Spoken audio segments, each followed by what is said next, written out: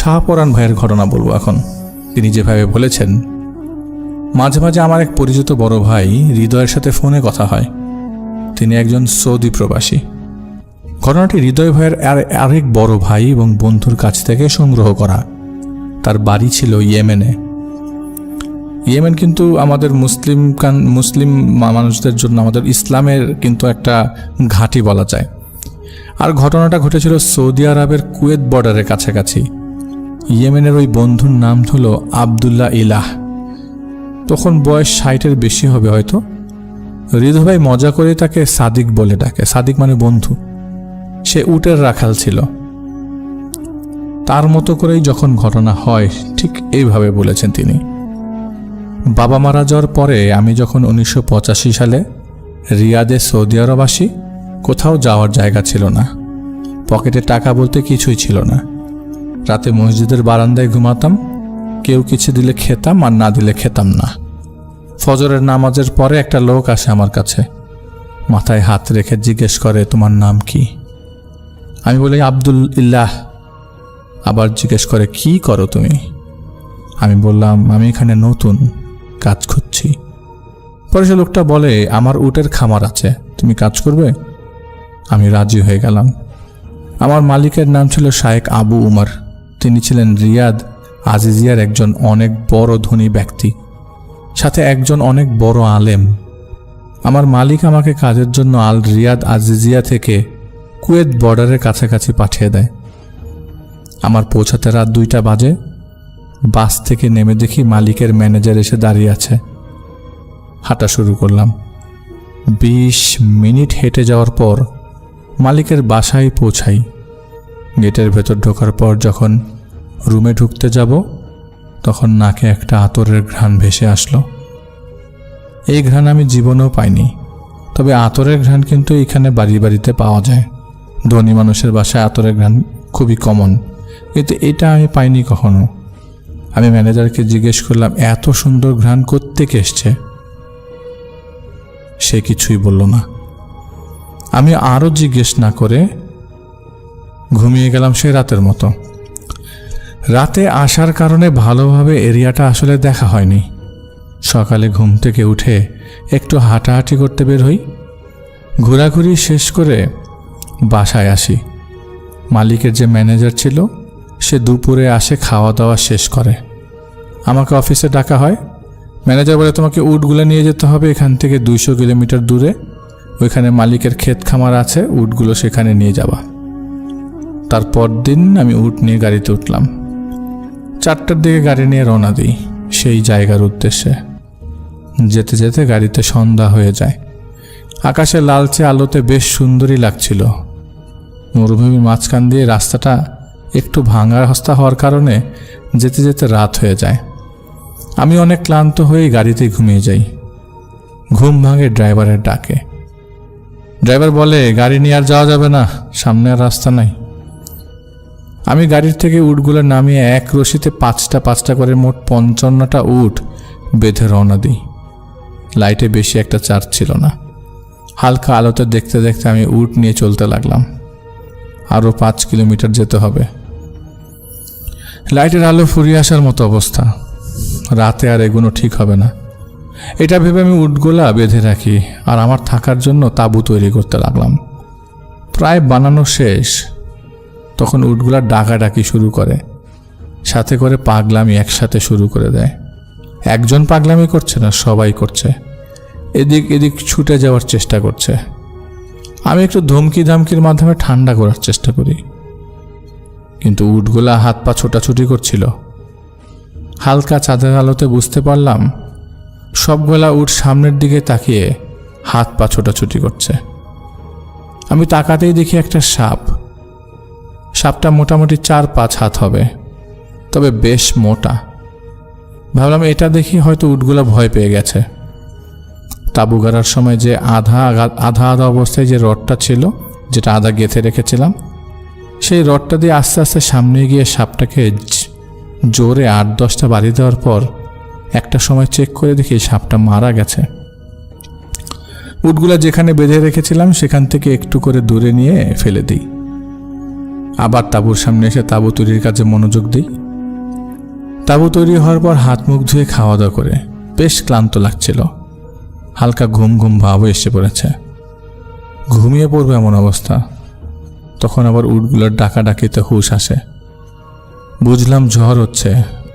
তো বাইরে উটগুলো ঠিক আছে কিনা দেখার জন্য একটু বাইরে তাকাতে দেখি কিছুই না, কোনো ঝড় নেই। তাহলে এই যে জিনিসটা হলো, এটা কি মনের ভুল হলো? উটগুলো ঠিক আছে কিনা দেখার চেষ্টা করি, দেখার জন্য সামনে এগিয়ে যাই। দেখি দূরে কয়েকটা উট। আমি যখন কাছাকাছি যাই, উটগুলো আমাকে দেখে সোজা দৌড়াতে থাকে। কী রে আশ্চর্য! আমিও ধরার জন্য পেছন পেছন ছুটতে থাকি। আর এটাই ছিল আমার সবচেয়ে বড় ভুল। উটগুলো দৌড়ে পালিয়ে যায়, আমি খুঁজতে থাকি। একটা সময় সামনে দেখি জলাশয়ের মতো। কাছে এগোতে দেখি মরুভূমির মধ্যে পানির একটা জলাশয়, কিন্তু পানি নেই। নিচে তাকাতে দেখি উটগুলো সেখানে দাঁড়িয়ে আছে। পানি না হওয়ার কারণে ঘাস হয়ে গেছে বড় বড়। আমি উটগুলো ধরার জন্য নিচে নেমে আসি। নামার পর আমি অবাক হয়ে যাই, উট নেই, একটা উটও নেই। ভাবলাম হয়তো আমাকে দেখে উপরে চলে গেছে। যখন উপরে উঠতে যাব, দেখি সামনে জলাশয়ের চারিদিকে ঘিরে শত শত চোখ আমার দিকে চেয়ে আছে। আগুনের ছোট ছোট গোলার মতো চোখ। ঠান্ডা হয়ে যাওয়ার মতো অবস্থা শরীর আমার। ভয় পেয়ে যাই। কে যেন আমাকে পিঠে জোরে একটা চড় মারে, সাথে সাথে বালুর উপর পড়ি। এরপর আমার আর কিছু মনে নেই। যখন হুঁশ ফেরে, তখন দেখতে পাই দুই দিকে পাহাড়, মাঝখানে আমি শুয়ে আছি। শত শত মানুষের অবয়ব পাহাড়ের চারিদিকে দাঁড়িয়ে আছে আমাকে ঘিরে। কয়েকজন কি নিয়ে যেন কথা বলছিল, আমি বুঝিনি, অস্পষ্ট। ভালো করে কান পেতে শোনার চেষ্টা করি আমি। পরে শুনতে পাই তারা বলছে যে এই মানুষটা আমাদের বাদশার ছেলেকে মেরে ফেলেছে। আমি বুঝছিলাম না কেন তারা আমাকে উদ্দেশ্য করে এগুলো বলছে। আমি ভয় ভয়ে তাদের বললাম, আপনারা কারা? আমাকে এখানে কেন নিয়ে আসছেন? তারা আমার উত্তর দিল না। ভয়ে গলা আমার ঠান্ডা হয়ে গেল। কি করব বুঝতে পারছিলাম না। চারিদিকে ঘুম ঘুম কথা বলার শব্দ। হঠাৎ করেই কোনো শব্দ নাই, সব ঠান্ডা। আমি দেখতে পেলাম কিছু মানুষ কাউকে সামনে আসার জন্য জায়গা করে দিল। তখনকালে বোরখা পরা 3টা মহিলা কান্না করতে করতে একটু দূরে আমার সামনে এসে দাঁড়ালো। 3টা মহিলা থেকে একটা মহিলা সবাইকে উদ্দেশ্য করে বলে উঠল, আমার একটা মাত্র ছেলে, আমার ছেলেকে এই মানুষটা যন্ত্রণাদায়ক মৃত্যু দিয়ে মেরে ফেলেছে। আমি এখন আমার ছেলের মৃত্যুর প্রতিশোধ নিব। সবাই একসাথে বলে উঠল, হ্যাঁ হ্যাঁ হ্যাঁ, আমরাও আমাদের বাদশার ছেলের প্রতিশোধ নিতে চাই। আপনি ওর মাথা কেটে ফেলতে অনুমতি দেন। আমি তখন একটু সাহস নিয়ে মহিলাকে বললাম, আমি কাউকে খুন করিনি, আপনি আমার উপর অন্যায় করছেন, আল্লাহর ওয়াস্তে আমাকে ছেড়ে দিন। সেই মহিলাটা বলে, আমার ছেলে খেলতে খেলতে ওখানে চলে যায়, সে উটের সাথে খেলছিল, তুই কেন তাকে আঘাত করে মেরে ফেললি? আমার একটা মাত্র ছেলে ছিল, মৃত্যুর বদলে মৃত্যু, আর এটাই আমাদের নিয়ম। এটা বলে আমার পেছনের একজনকে হাতের এক আঙ্গুল দিয়ে 2বার ইশারা করে। ভিড়ের ভেতর একটা লোক এসে আমার সামনে দাঁড়ায়। লম্বায় সে 10 থেকে 12 ফিট হবে। লোকটা রাগান্বিত চোখে আমার দিকে তাকিয়ে, আগুনের গোলার মতো চোখ, সে আমাকে গালি দিয়ে বলে, ইনসানের বাচ্চা, তুই কেন আমাদের বাসার ছেলেটাকে মারলি? এটা বলে আমাকে ধরে মানুষ সমান উঁচু থেকে জোরে দেয়, আছাড় মারে। আমি বালির মধ্যে মুখ থুবড়ে পড়ি, আমার মাথায় আঘাত পায়। আমাকে আবারও উঠিয়ে আবার আছাড় মারে। এরপর আবার মাথা ধরে একটা পাথরের উপরে রাখা হয়। মহিলাটি বলছে, আলাদা করে ফেলো এর দেহ থেকে মাথাটা। সাথে সাথে তরবারি খোলার আওয়াজ কানে ভেসে আসলো। আমি মনে মনে আল্লাহকে ডাকছিলাম। একজন আমার বাম পাশে এসে দাঁড়িয়ে তরবারি নিয়ে দাঁড়ালো, আর তখনই ওই লোকটা ছিটকে পড়ে যায়। তখন আমার কানে ভেসে আসছে হাজার হাজার মানুষের আল্লাহু আকবারের ধ্বনি। চারিদিকে তরবারির শব্দ, মনে হচ্ছে এখন যেন যুদ্ধ হচ্ছে। কিছুক্ষণ পর সব নিস্তব্ধ হয়ে গেল। আমি আর কিছুই বলতে পারবো না। আমার যখন জ্ঞান ফিরল, আমি হাসপাতালের বেডে শুয়ে আছি। আমাকে দেখে একটা কাজের মেয়ে ডাক্তারকে ডেকে গিয়ে বলল রোগীর জ্ঞান ফিরেছে, কোনো কাজ করে বা কিছু একটা। আমি দেখতে পাই ডাক্তারের সাথে আমার মালিক আর মালিকের 3 ছেলে আমার পাশে এসে দাঁড়িয়েছে। মালিক বলেন, আব্দুলিল্লাহ, আপনি কেমন আছেন? আমি জিজ্ঞেস করলাম, শায়েখ আবু উমরকে, আমি কোথায় আছি? মালিক আবু উমর বলল, আপনি এখন হাফার আল বাতেনের একটি হাসপাতালে ভর্তি আছেন। আমি বললাম, এখানে কিভাবে আসলাম আমি? উমর বলল, আমি মাঝে মাঝে জিনে ধরা রোগী দেখি, আর এই কাজে আমাকে জিন জাতের কিছু শক্তিশালী জিন সাহায্য করে। তারা আমাকে সাহায্য করেছে। অনেক জিন ছিল যারা আমাকে ভালোবাসে, আমার কথা শোনে। কয়েকটা জিনকে দিয়ে আমি কিছু উপকারও পেতাম। আমার ঘরবাড়ি বন্ধ করত ওরা, এলাকা পাহারা দিত। তেমন একটি জিনকে আমি আমার ম্যানেজারের বাসায় রেখে দিই, কারণ সেখানে উটের খামার, আশেপাশে জঙ্গলে ভরা। কিছু খারাপ জিন আছে যারা উটের ক্ষতি করে, মানুষের ক্ষতি করে, উটের বাচ্চা মেরে ফেলে। এই জন্য আমি উটগুলোর সাথে একটা জিনকে রেখে দিয়েছিলাম, দেখে শুনে রাখার জন্য। যখন তুমি গাড়ি থেকে উটগুলো বেঁধে নিয়ে যাচ্ছিলে, আমার ওই জিনটা তোমার সাথেই ছিল। ওদিকে পাহাড়ে থাকতেও মারেদ সম্প্রদায়ের জিনেরা, তারা অনেক খারাপ প্রকৃতির জিন। সেই জিনের বাদশার 2 মেয়ে আর 1 ছেলে। জিনের বাদশা বৃদ্ধ হয়, সেই বাদশার স্ত্রী সেই জিন সম্প্রদায়ের সব জিনদেরকে কন্ট্রোল করতেন। উনি যা বলতেন তাই শুনতেন। আর তুমি তাদের এলাকায় ঢুকে গিয়েছিলে। জিনের বাদশার ছেলে সাপ হয়ে উটগুলোকে ভয় দেখাচ্ছিল, খেলা করছিল। আর তা দেখে তুমি সাপটাকে, তারা রূপ পাল্টাতে পারে না, তুমি মেরে ফেলেছো এর আগেই। তখন পাশের ছোট পাহাড়ে থাকা কিছু জিন এটা দেখে ফেলেছিল। তার আগে বাদশার স্ত্রীর কাছে বলে, বাদশার স্ত্রী জিনদের পাঠিয়ে দেয় তোমাকে ধরে নেওয়ার জন্য আর ছেলের লাশ নেওয়ার জন্য। যখন তারা আসে তখন আমার অনুগত জিন তাদেরকে দেখে ফেলে আর রিচুয়ালের মাধ্যমে উট সহ তোমার তাঁবুকে আটকে দেয়। তারা আর ভেতরে আসতে পারে না। তোমাকে মায়ার জালে বাহিরে নিয়ে যেতে চাইছিল ওরা, আর এই জন্যই তারা উটের আকৃতি নিয়ে দূরে দাঁড়িয়েছিল। তুমি যদি একবার সবগুলো উট দেখে নিতে, তাহলে আর এমনটা হতো না। তুমি তাদের পেছনে পেছনে চলে যাও, আর এটা দেখে আমার পালিত জিনটা ভয় পেয়ে যায়, কারণ সে একা তাদের মোকাবেলা করতে পারবে না। এই জন্য সে আমার কাছে ছুটে আসে। আমি তৎক্ষণাৎ আমার জিনের বাদশার কাছে একটা জিনকে দিয়ে খবর পাঠাই, আবার মারেদ সম্প্রদায়ের বাদশার কাছে একটা জিনকে দিয়ে খবর পাঠাই। কিন্তু তারা তোমাকে ছাড়তে নারাজ, কারণ তুমি তাদের ছেলেকে মেরে ফেলেছ। তখন আমার সাথে থাকা জিনের বাদশা তার জিন বহরকে নিয়ে তাদের সাথে অনেকটা যুদ্ধ করার মতো অবস্থা তৈরি হয়।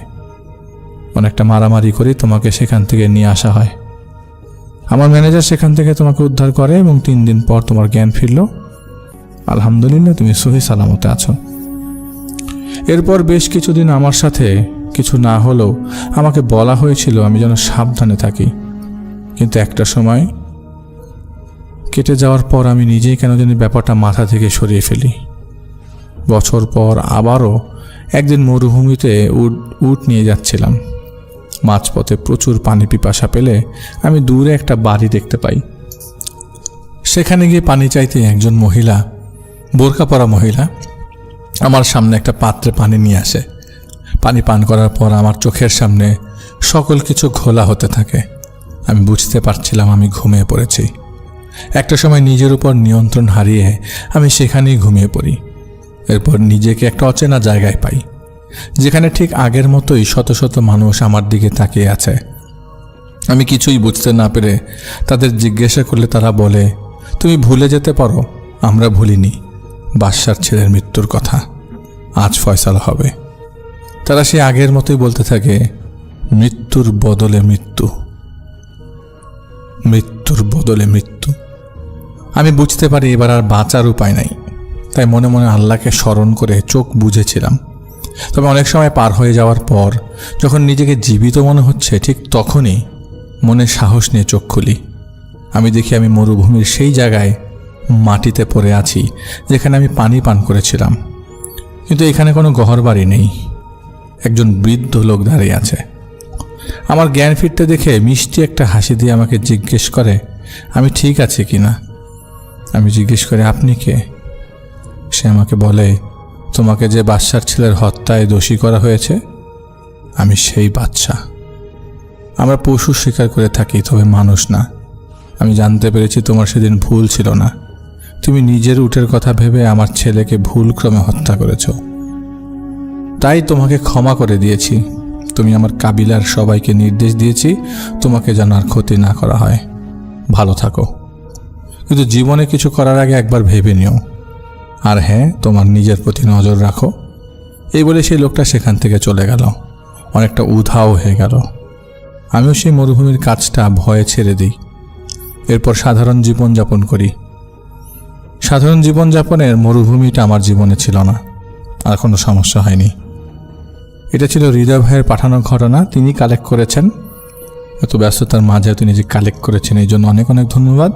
অনেক অনেক ধন্যবাদ আমাদের শাহপরান ভাইকেও, সুন্দর একটি ঘটনা তিনি কালেক্ট করেছেন। আজকে যে ঘটনাটি আপনাদের সাথে শেয়ার করতে যাচ্ছি সেটা আমার নিজের সাথে ঘটা। বলে রাখা ভালো, আমি বলছি যখন আপনাকে আমি ঘটনাটি পড়ে শোনাচ্ছি কিংবা যখন আমি আপনাদেরকে ঘটনাটি লিখছি তখন বেশ কয়েকটা বিষয় আমি এড়িয়ে গিয়েছে। তার একটা বড় কারণ হচ্ছে আমি চাই না যে জায়গার ঘটনা, সেই জায়গার বিষয়ে কোনো ভুল বিষয় তৈরি হোক। কারণ যেখানে ঘটনাটা ঘটে সেই জায়গায় আমাদেরও বেশ একটা স্থায়ী নিবাস আছে। যাই হোক অনেক ভাই, আমি পুরোপুরি ঘটনায় চলে যাই। ঘটনাটি ঘটে আজ থেকে প্রায় 2 থেকে 3 বছর আগে। সালটা 2021 সালের শেষের দিকে হবে হয়তো। আমি হয়তো এই কারণে বলছি কারণ এই সময়টাকে আমি আসলে ভুলেই যেতে চাই। আমি হয়তো আপনাকে মনে করে পুরো ঘটনাটা বলতে পারতাম, কিন্তু আমি যতটুকু মনে আছে ঠিক ততটুকুই শেয়ার করছি। আগেও বলেছি বেশ অনেক কিছুই আমি জেনে বুঝে তারপরে এড়িয়ে যেতে চাই। অনেক ভাই, আমাদের বাসা ছিল বেইলি রোডের ঠিক মাঝামাঝি একটা জায়গায়, যেখানে একটা ছোটখাটো আবাসন প্রকল্পের মতো তৈরি করা হয়েছে এবং দুটো বিল্ডিং জুড়ে অনেকগুলো ফ্ল্যাটের একটা ফ্ল্যাট কিন্তু আমাদেরও কেনা ছিল। ঘটনাটা ঘটে মূলত সেই ফ্ল্যাটকে কেন্দ্র করেই। বলছিলাম ঘটনাটি ঘটে আজ থেকে প্রায় 2 থেকে 3 বছর আগে। তখন আমি ক্লাস 9-এ পড়তাম। আমি পড়াশোনা করতাম সিদ্ধেশ্বরীতে এবং সেই সূত্রেই আমার বাবা এবং মা এখানে আমাদের ভাই বোনদেরকে নিয়ে শিফট হয়ে যায়। ঘটনা মূলত আমাদের ফ্ল্যাটকে নিয়ে না হলেও তার আশেপাশকে কেন্দ্র করে। যেদিন প্রথম আমার সাথে ঘটনা ঘটে সেদিনকার কথা বলি। প্রচণ্ড বৃষ্টি হয়েছে বাইরে। আমি স্কুল থেকে ভিজে নিয়ে একাকার অবস্থায় এসেছি। এত কাছে বাসা হওয়ার কারণে গাড়ি নিয়ে সবসময় বের হওয়ার প্রয়োজন পড়ে না, তাই আমি সেখান থেকে হেঁটেই যাতায়াত করতাম। হুট করে বৃষ্টি নামার কারণে আসলে ভিজে গিয়েছিলাম। আরও যদি বলি, ইচ্ছে করেই কিছুটা ভিজেছিলাম। পুরো একটা আধুনিক ফ্ল্যাট হওয়ার কারণে পুরো আধুনিক ব্যবস্থাপনাও কিন্তু সেখানে ছিল। তাই আমি ঢুকে যখন লিফটের জন্য দাঁড়িয়ে আছি তখন দেখলাম আমার যে দক্ষিণ পাশের লিফট সেটা আরও আগে আসছে। তার মানে হচ্ছে ঠিক একটা লিফট উঠছে এবং একটা লিফট নামছে। এটা দেখে আমি লিফট থেকে সরে আরেকটা লিফটের জন্য দাঁড়ালাম। এরপরে লিফটের দরজাটা খুলতেই দেখলাম লিফটের মধ্যে একজন ভদ্র মহিলা দাঁড়িয়ে। বয়স কত হবে? আনুমানিক 40 কিংবা 45 বছর। সমস্যা সেটা নয় অনেক ভাই, সমস্যা হচ্ছে লিফট যেহেতু ওপর থেকে নিচে এসেছে তাই সেই মহিলাটির বের হয়ে যাওয়ার কথা, কিন্তু সে বের না হয়ে সেখানে দাঁড়িয়ে রইল।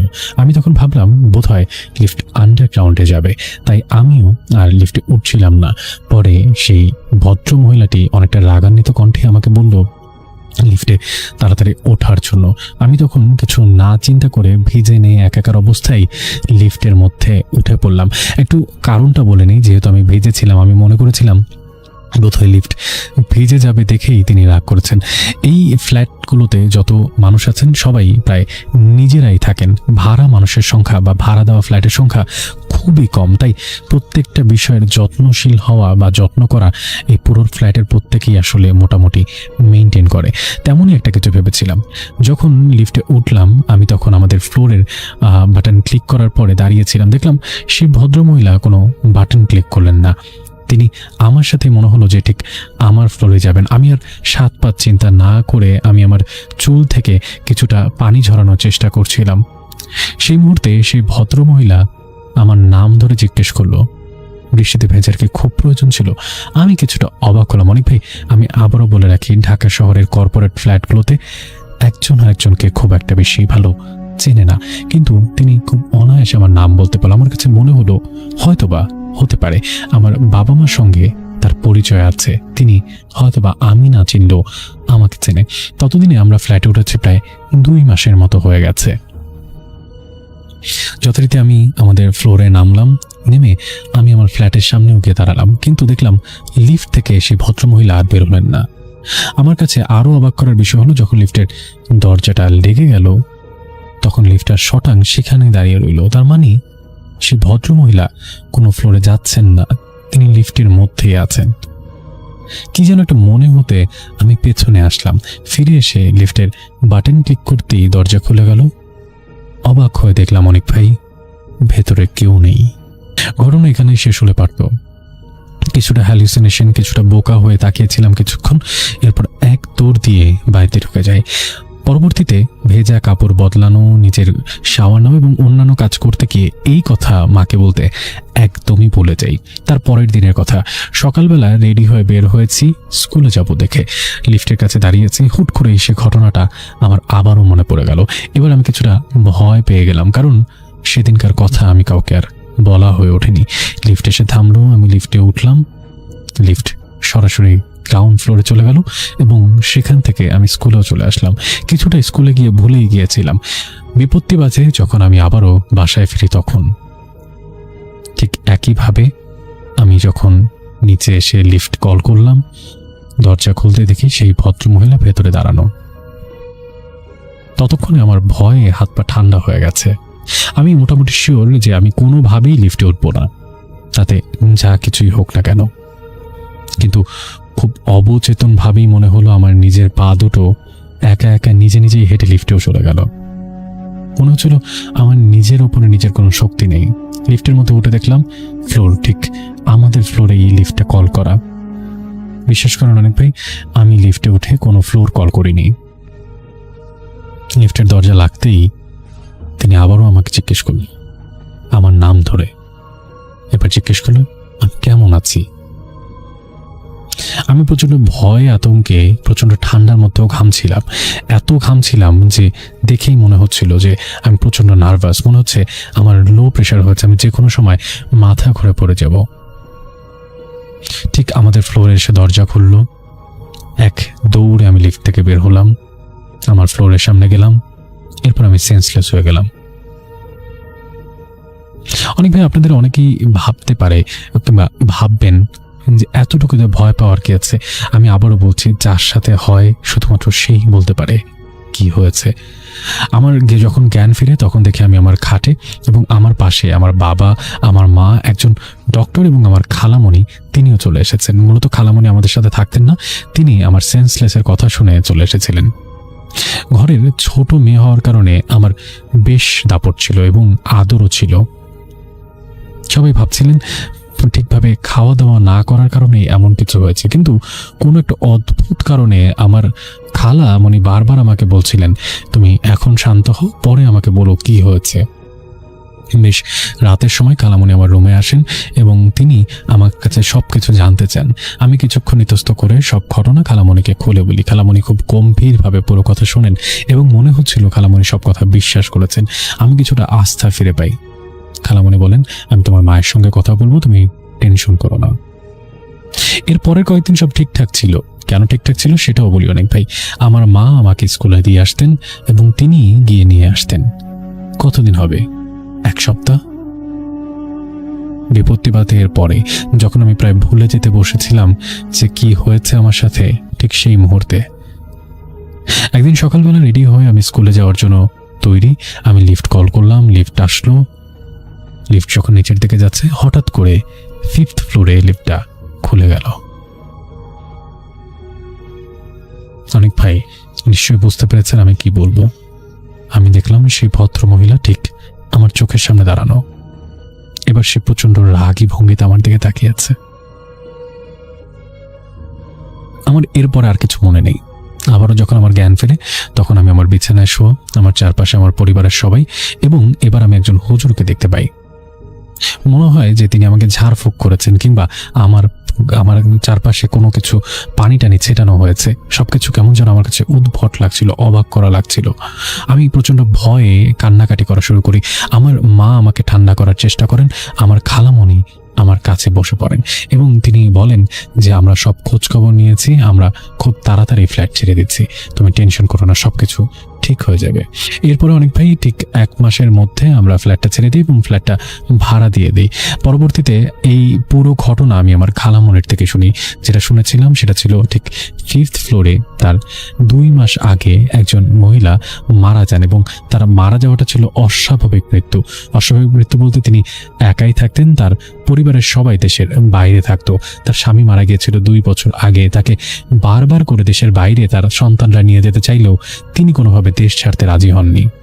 3 দিন পরে তার লাশ পাওয়া যায়। আমি আবার বলছি, মারা যাওয়ার 3 দিন পরে তার রুম থেকে লাশ পাওয়া যায়। মূলত তিনি মারা যাওয়ার পরে কেউ জানতেই পারেনি তিনি মারা গিয়েছিলেন। এরপর থেকে সেই ফ্ল্যাট খালি এবং সেই ফ্ল্যাটে আর কেউ থাকে না। মূলত ভাড়া দিতে পারলেও তারা তাদের মায়ের স্মৃতি রেখে দেবে বলেই সেই ফ্ল্যাটটি আর ভাড়া দেয়নি। অনেক ভাই এখন প্রশ্ন জাগতে পারে, আমার সঙ্গে যার দেখা হয়েছিল সেই কি সেই মহিলা ছিল? আপনি ভাবতে পারেন আমি ভুল দেখেছি, আমি হ্যালুসিনেট করেছি, কিন্তু না, সেই ফ্ল্যাটে থাকা আরও 3-4 জন ঠিক সেই মহিলাটাকে দেখেছেন এবং তারা আগে থেকে যেহেতু তাকে চিনত তাই তারা প্রচণ্ড ভয় পেয়ে গেছেন এবং পুরো বিল্ডিংয়ে একবার হুজুর এনে বন্ধ করা পর্যন্ত হয়েছিল। যাই হোক, আধুনিক যুগে এগুলো কেউ বিশ্বাস করবে কিনা আমি জানি না, তবে যে ঘটনাটা শেয়ার করলাম সেটা আমার সাথে ঘটে যাওয়া একটা অলৌকিক সত্য ঘটনা।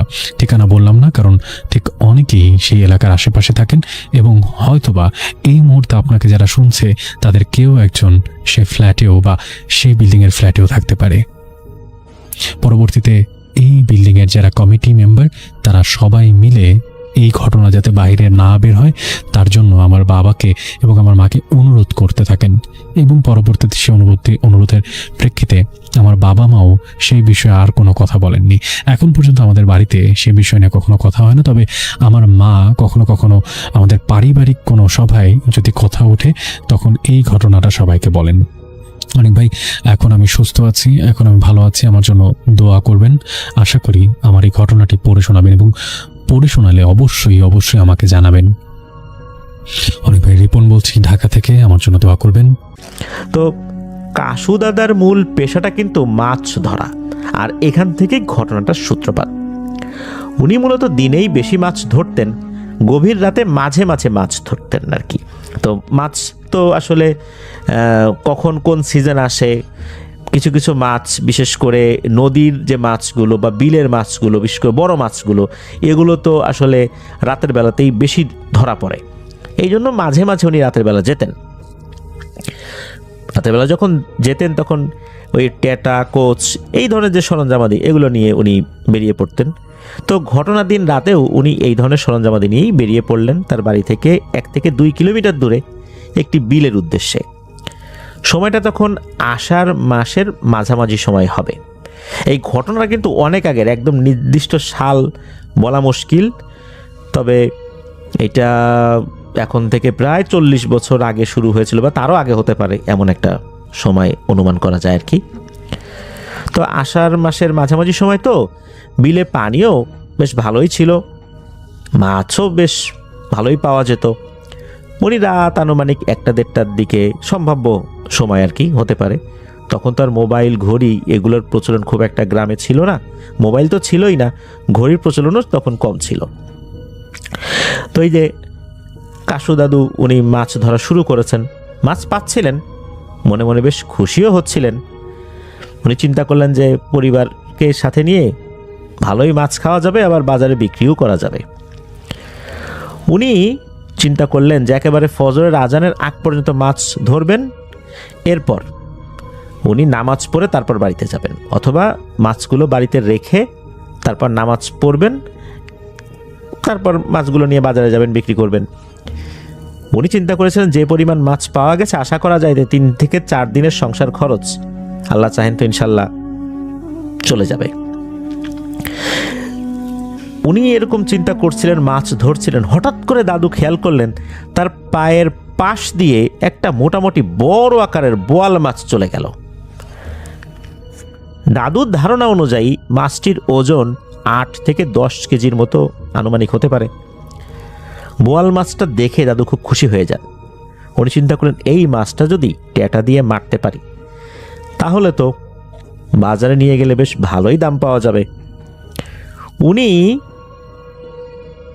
ট্যাটা দিয়ে ওই মাছটির দিকে তাক করে আঘাত করেন, তবে প্রথম আঘাতে মাছটির তেমন কোনো ক্ষতি হলো না, কোথায় যেন চলে গেল। দাদু তো মরিয়া হয়ে ওই মাছটিকে খুঁজতে থাকলেন। বেশ কিছুক্ষণ খোঁজার পর মাছটিকে উনি দেখতেও পেলেন।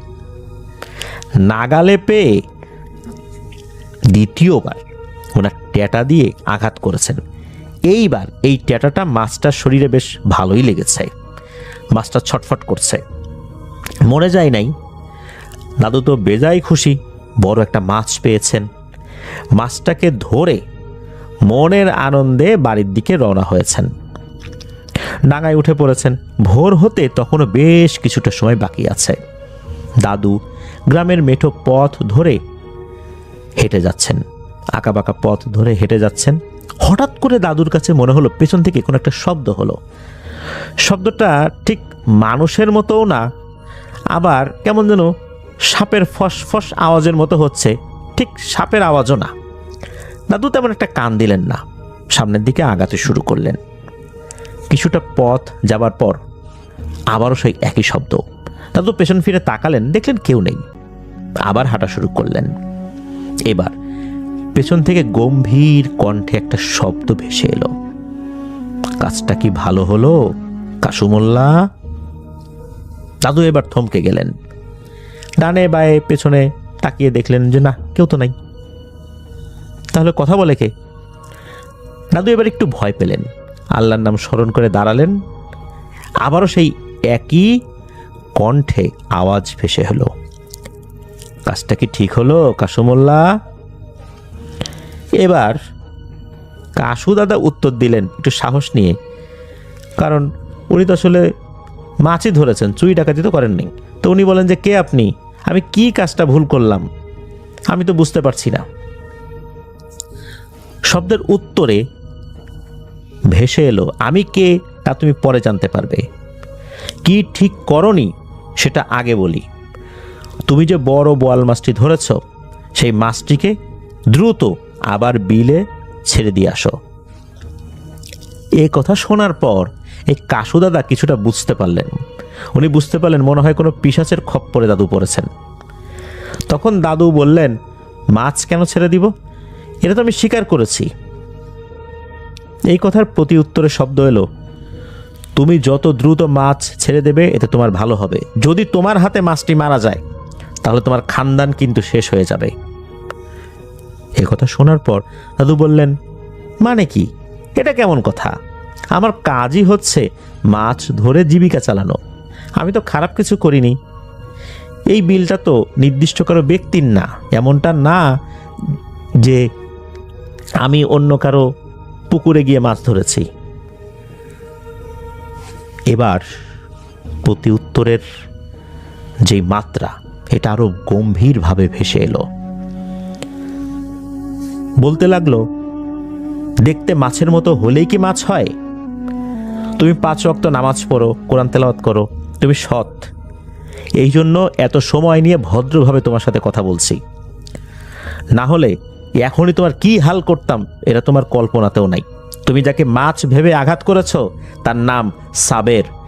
সে আমার সর্দারের কলিজার টুকরো নাতি।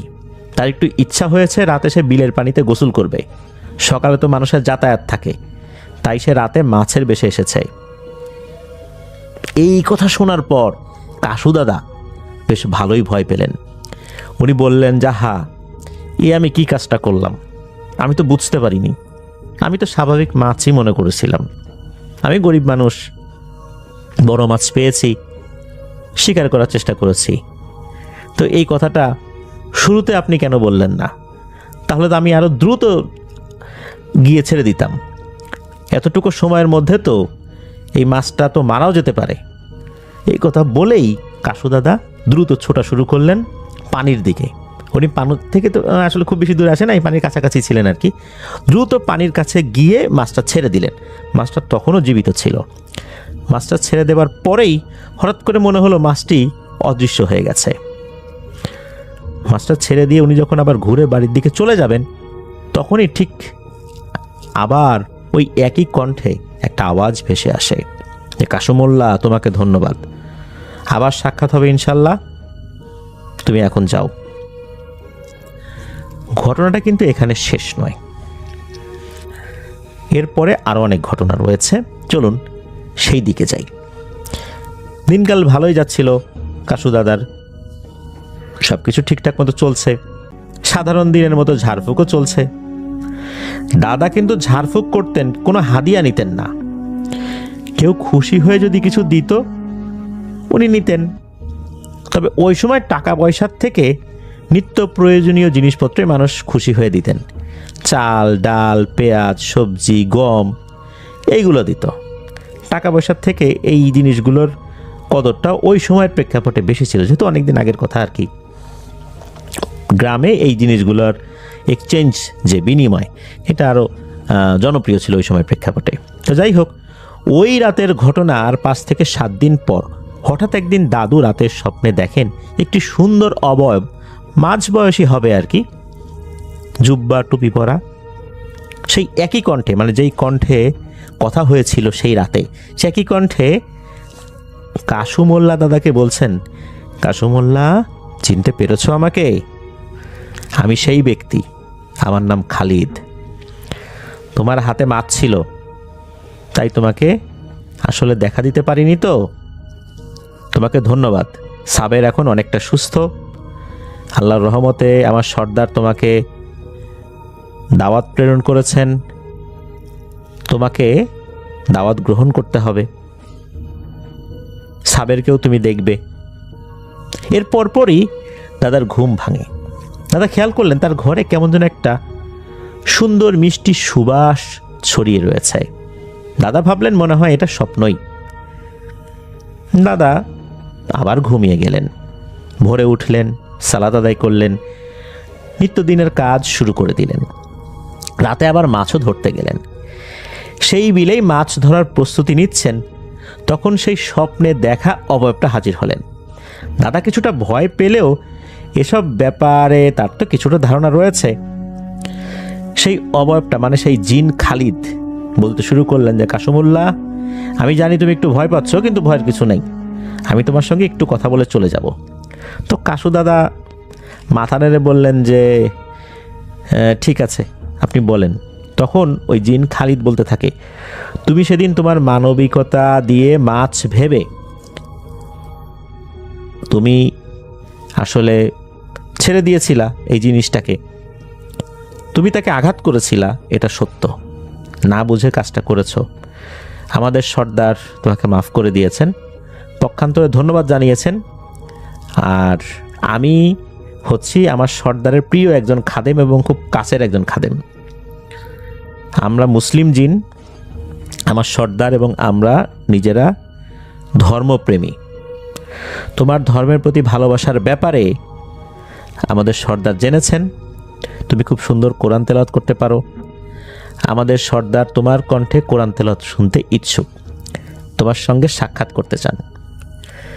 এই কথা শোনার পর দাদা বললেন যে আমি একজন সাধারণ মানুষ, খেটে খাওয়া মানুষ, দিনমজুর, আমি কিভাবে ওনার সাথে দেখা করতে পারি? আমি কিভাবে যাব তার সাথে দেখা করতে? আর আমার মতো একজন সাধারণ মানুষকে উনি এতটা আন্তরিকতা দেখাচ্ছেন, আমি কি এটার যোগ্য? তখন খালিদ বললেন যে এটা নিয়ে তুমি ভেবো না, আল্লাহ যাকে সম্মানিত করেন তাকে কেউই অসম্মানিত করতে পারে না। তুমি চোখ বন্ধ করো, আমি না বলা পর্যন্ত চোখ খুলবে না। কাসু দাদা চোখ বন্ধ করলেন। দাদা শুধু একটা দমকা বাতাস অনুভব করলেন কয়েক সেকেন্ডের জন্য। এরপর জিন খালিদ চোখ খুলতে বললেন। দাদা দেখলেন সুন্দর মনোরম একটা প্রাসাদ, পাশ দিয়ে নদী, বাগান, একটা ভিন্ন রকমের দুনিয়া। আর দাদা যেই পোশাক পরা ছিলেন সেই পোশাকও নাই, সুন্দর জুব্বা, পাগড়ি এরকম পরা উনি। এই কয়েক সেকেন্ডের মধ্যে ওনার পোশাকও চেঞ্জ হয়ে গেছে। উনি দেখলেন নানান ধরনের খাবার দাদার জন্য প্রস্তুত। ওই খালিদ বললেন যে এবার আপনি বিসমিল্লাহ করে আতিথেয়তা গ্রহণ করুন। তো দাদাও আসলে ক্ষুধার্ত ছিলেন, কেন জানি ওই সময় ওনার খুব ক্ষুধা লেগেছিল। দাদা খেতে শুরু করলেন, বেশ খানিকটা খেলেন, বেশ সুস্বাদু ছিল খাবারগুলো। ওই খালিদ কিছু জায়গা ঘুরিয়ে দেখালেন। এবার খালিদ বললেন যে আপনি এই কামরা, মানে একটা কামরা দেখে বললেন যে আপনি এই কামরায় গিয়ে বসুন, আপনার সঙ্গে সর্দার কথা বলবে। আপনি শুধু তার কণ্ঠই শুনতে পাবেন, তার চেহারা দেখবেন না, তবে তাকে দেখার জন্য উকি ঝুঁকিও দিবেন না।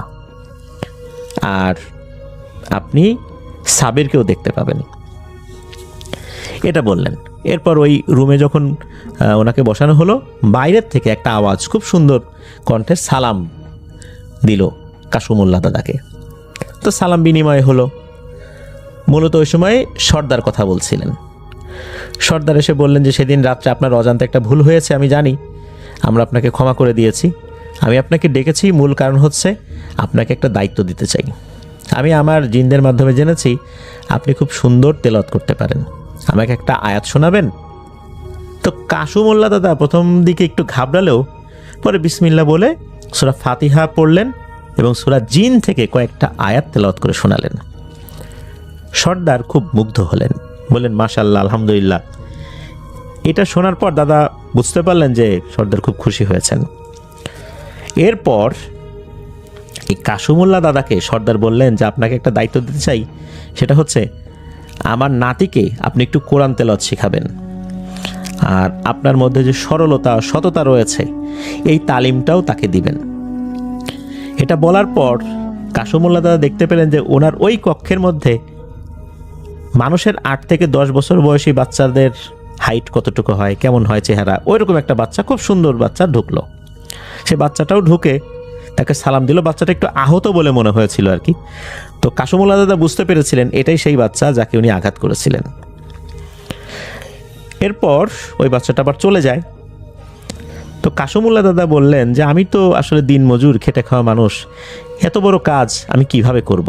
আমার তো পরিবার রয়েছে, তাদের জন্য রোজগার করতে হয়।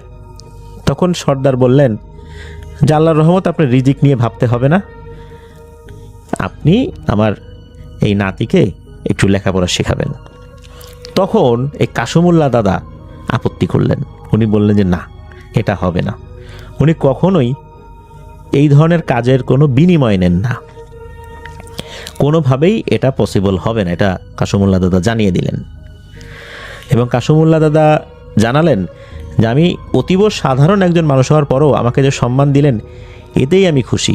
আপনার নাতিকে আমি পড়াবো, এর জন্য কোনো বিনিময় দিতে হবে না। আপনি আমাকে যে সম্মান করেছেন এতেই আমি খুশি, আলহামদুলিল্লাহ। তবে আমি আমার সময় অনুযায়ী আপনার নাতিকে পড়াবো, আপনাদের সময় অনুযায়ী নয়। আমি সপ্তাহে একদিন শুক্রবার আপনার নাতিকে পড়াবো, বাকি দিনগুলো আমার ইবাদত এবং জীবিকার জন্য যে কাজগুলো করতে হয় সেগুলো করব।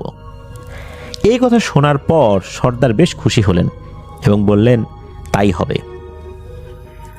সর্দার খালিদকে ডেকে নিয়ে কিছু নিয়মকানুন বুঝিয়ে দিতে বললেন। আর জিনেদের চলাফেরার কিছু নিয়মকানুন তো থাকে, এগুলোও কাসুমুল্লাহ দাদাকে বুঝিয়ে দিলেন। আর ওই সময় উপহার স্বরূপ খালিদ এই কাসুমুল্লাহ দাদাকে দুটো জিনিস দিলেন। দাদা অবশ্য নিতে রাজি হন নাই, কিন্তু অনেক অনুরোধের পর আর কি রাজি হয়েছিলেন। একটা জিনিস হচ্ছে একটা ট্যাটার ফলা, ওই ট্যাটার যে নিচের দিকে যে চোখা অংশগুলো থাকে অনেকগুলা, সেইটা, আর একটা থলে। আর এটাও জানিয়ে দেওয়া হলো এই যে সাবের পরবর্তী শুক্রবার থেকে কাসুমুল্লাহ দাদার কাছে যাবে তালিম নিতে। আর এই যে খালিদ, সে নিজেই দিয়ে আসবে, নিজেই নিয়ে আসবে। তবে ওই সময় একটা আলাদা ঘরে থাকার জন্য বলেছিলেন, রাতের বেলা যাবেন। আর এই সময় যেই রূপে কাসুমুল্লাহ দাদা দেখেছেন এই রূপেই দেখবেন, অন্য রূপে দেখবেন না, অন্য রূপে দেখলে ভয় পেতে পারেন, এই জন্য। আর এই বিষয়গুলো কাউকে আপাতত বলা যাবে না, এগুলো শুধু ওনাদের মধ্যেই থাকবেন। তো এরকম কথাবার্তা বলে তাকে সব কিছু বুঝিয়ে দেওয়া হলো। এবার খালিদ বলে আপনি চোখ বন্ধ করেন, আপনাকে বাড়িতে দিয়ে আসি, আর আপনি বিসমিল্লাহ বলুন, পায়ে মাটির ছোঁয়া লাগলেই চোখ খুলবেন। তো দাদাও সেটাই করলেন কয়েক সেকেন্ড। এরপরে দেখলেন উনি বাড়িতেই আছেন। তখন রাত। উনি যখন বাড়ির দরজায় টোকা দিয়েছেন তো দাদি দরজা খুলে জোর একটা চিৎকার দিছেন, এই আসছে, পাইছি। অবাক কাণ্ড, দাদা তো চিন্তা করছেন যে গেলামই তো কিছুক্ষণ আগে, এরকম বলতেছে কেন। পরে উনি জানতে পারলেন 2 দিন উনি ছিলেনই না। 2 দিন উনি কোথায় ছিলেন ওনাকে জিজ্ঞেস করা হলে দাদা কিছু একটা বলে কাটিয়ে দিলেন। কিন্তু দাদাও অবাক হলেন যে কিছু সময় আগেই গেলাম, একটু ঘুরে আসলাম অল্প কিছু সময়, এর মধ্যে 2 দিন আমি নাই। যাই হোক, দাদা আগের মতো সাধারণ জীবনযাপন করছেন। রাতেবেলা মাছ ধরতে যান, জিন সর্দারের দেয়া সেই টেটা আর থলি নিয়ে মাছ ধরা শুরু করছেন। আল্লাহর রহমতে ভালোই মাছ উনি পাচ্ছিলেন আর কি। যে পরিমাণ মাছ পেতেন তাতে আল্লাহর রহমতে আগের থেকে আরও বেশি পেতেন। সেই মাছ বিক্রি করা অর্থ ওনার আরও থাকতো। এটা দিয়ে মোটামুটি তার পরিবার আগের থেকে আলহামদুলিল্লাহ অনেক ভালোই চলে যাচ্ছিল। তবে উনি ঝাড়ফুঁক করে কখনোই কোনো টাকা পয়সা নিতেন না, ওই আমলটা কিন্তু উনি জারি রেখেছিলেন। আর ওই যে শুক্রবার সাবের আসতো, সাবেরকে সাথে নিয়ে আসতেন হচ্ছে জিন খালিদ। তো এভাবে কিন্তু মোটামুটি বেশ কিছুদিন তালিম নিয়েছিলেন এই সাবের। তো একটা পর্যায়ে দেখা গেল যে সাবের জিন সে ভালোই শিখে গেছে সব কিছু। আর এবারে বিদায়ের পালা।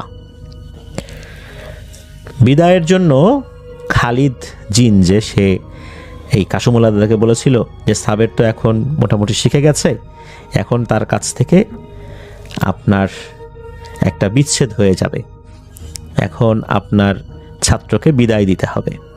তো এই বিষয়টা আসলে দাদার তখন খুব একটা মনে কষ্টের উদ্রেক করেছিল, যেহেতু এতদিন ধরে পড়াচ্ছেন, একটা মায়া মহব্বত সৃষ্টি হয়েই যায়। তারপরও আসলে বিদায় তো দিতেই হবে। তো এই যে বিচ্ছেদ বেদনা, এই বেদনাটা আসলে বুঝতে পেরেছিলেন জিন সর্দার। উনি জানতেন যে সাবেরের জন্য তার কষ্ট হবে, এই জন্যই ওই জিন সর্দার একটা বিষয় বলে দিয়েছিলেন। সেটা হচ্ছে এই যে খালিদ জিন, এই খালিদ জিনকে উনি একটা বিশেষ নির্দেশনা দিয়েছিলেন। সেটা হচ্ছে যে এই যে দাদা, এই দাদার সাথে যেন একটা সময় এই খালিদ জিন থাকে, বেশ কিছু বিষয় রুকিয়া সংক্রান্ত বিভিন্ন বিষয়গুলোতে যেন খালিদ জিন সহযোগিতা করে। তো এটা কিন্তু ওই সর্দারের নির্দেশনা ছিল। আর এটাও নির্দেশনা ছিল যে দাদা ঠিক আগের মতোই যেরকম পারিশ্রমিক নেন না, চেয়ে নেন না, এই জিনিসটা জারি রাখতে হবে। শরীয়ত বহির্ভূত কোনো কাজের নির্দেশনা বা অনুরোধ তাকে করা যাবে না। যদি করা হয় তাহলে সেটা তো করবেনই না, আর কখনোই খালিদ দাদার কাছে আসবেন না। তো এই বিষয়গুলো বলেন, দাদাও রাজি হন। এরপরে অনেকটা দিন এই খালিদ দাদার সাথে ছিলেন। দাদা ইন্তেকাল করেছেন 1999 সালে। 99 সালের পরেও নাকি 2021 সাল পর্যন্ত খালিদ ওই পরিবারের সাথে ছিল। পরবর্তীতে কোনো একটা কারণে খালিদ নাকি চলে যায়। তবে কি কারণে, এই বিষয়টা পরবর্তীতে জানা যাবে। এটা রনি ভাই জানিয়েছেন যে পরবর্তীতে এই বিষয়টা আরও ডিটেলসে উনি জেনে আমাদেরকে পাঠানোর চেষ্টা করবেন। তো এই যেই বিষয়টা, যেই খালিদ সাবেরকে নিয়ে আসতো, এই যে ব্যাপারগুলো, এই ব্যাপারগুলো দাদি জানতে পারতেন। দাদি এটা তাও জেনেছেন হচ্ছে সর্দারের অনুমতি সাপেক্ষে। ওই সময় ওনার ছেলে মেয়েরা তো ছোট ছিল, তারা জানতে পারে নাই, তারা জেনেছিল আরও পরে, কারণ তখন তো সাবের চলেই গেছে, সাবের তো আর তখন আসতো না। আর ঝাড়ফুঁক করার যেই ব্যাপারগুলো, এগুলোতে দেখা যাচ্ছে যে আগে সাধারণ কিছু ঝাড়ফুঁক করতেন দাদা, এখন আরও ডিপ কিছু প্রবলেম, সেই সমাধানগুলো আল্লাহর রহমতে উনি করতে পারছিলেন খালিদের সহযোগিতায়। তো এই কারণে দাদার নামও বেশ ছড়িয়ে পড়লেও উনি কিন্তু ধনী হন নাই, কারণ উনি তো এই যে বিনিময় নিতেন না, মানুষের কাছ থেকে ওইভাবে টাকা পয়সা চেয়ে নিতেন না। অধিকাংশ সময় উনি বিনামূল্যে, বিনা পারিশ্রমিকেই কাজগুলো করতেন। তো এভাবেই উনি ওনার জীবনটা পার করে দিয়েছেন। তো এটাই ছিল ঘটনা। ধন্যবাদ জানাচ্ছি রনি ভাইকে দারুণ একটি ঘটনা আমাদের সাথে শেয়ার করার জন্য। চলে যাচ্ছে মেহমেদের পাঠানো ঘটনায়। ঘটনার সময়কাল তিনি লেখেননি, তিনি মেনশন করেনি এটা কখনকার, বাট বেশ অনেকদিন আগের। কারণ তার সহকর্মী, যার নাম তিনি লিখেছেন শাহিন, তিনি তাকে শাহিন ভাই বলে মেনশন করেছেন।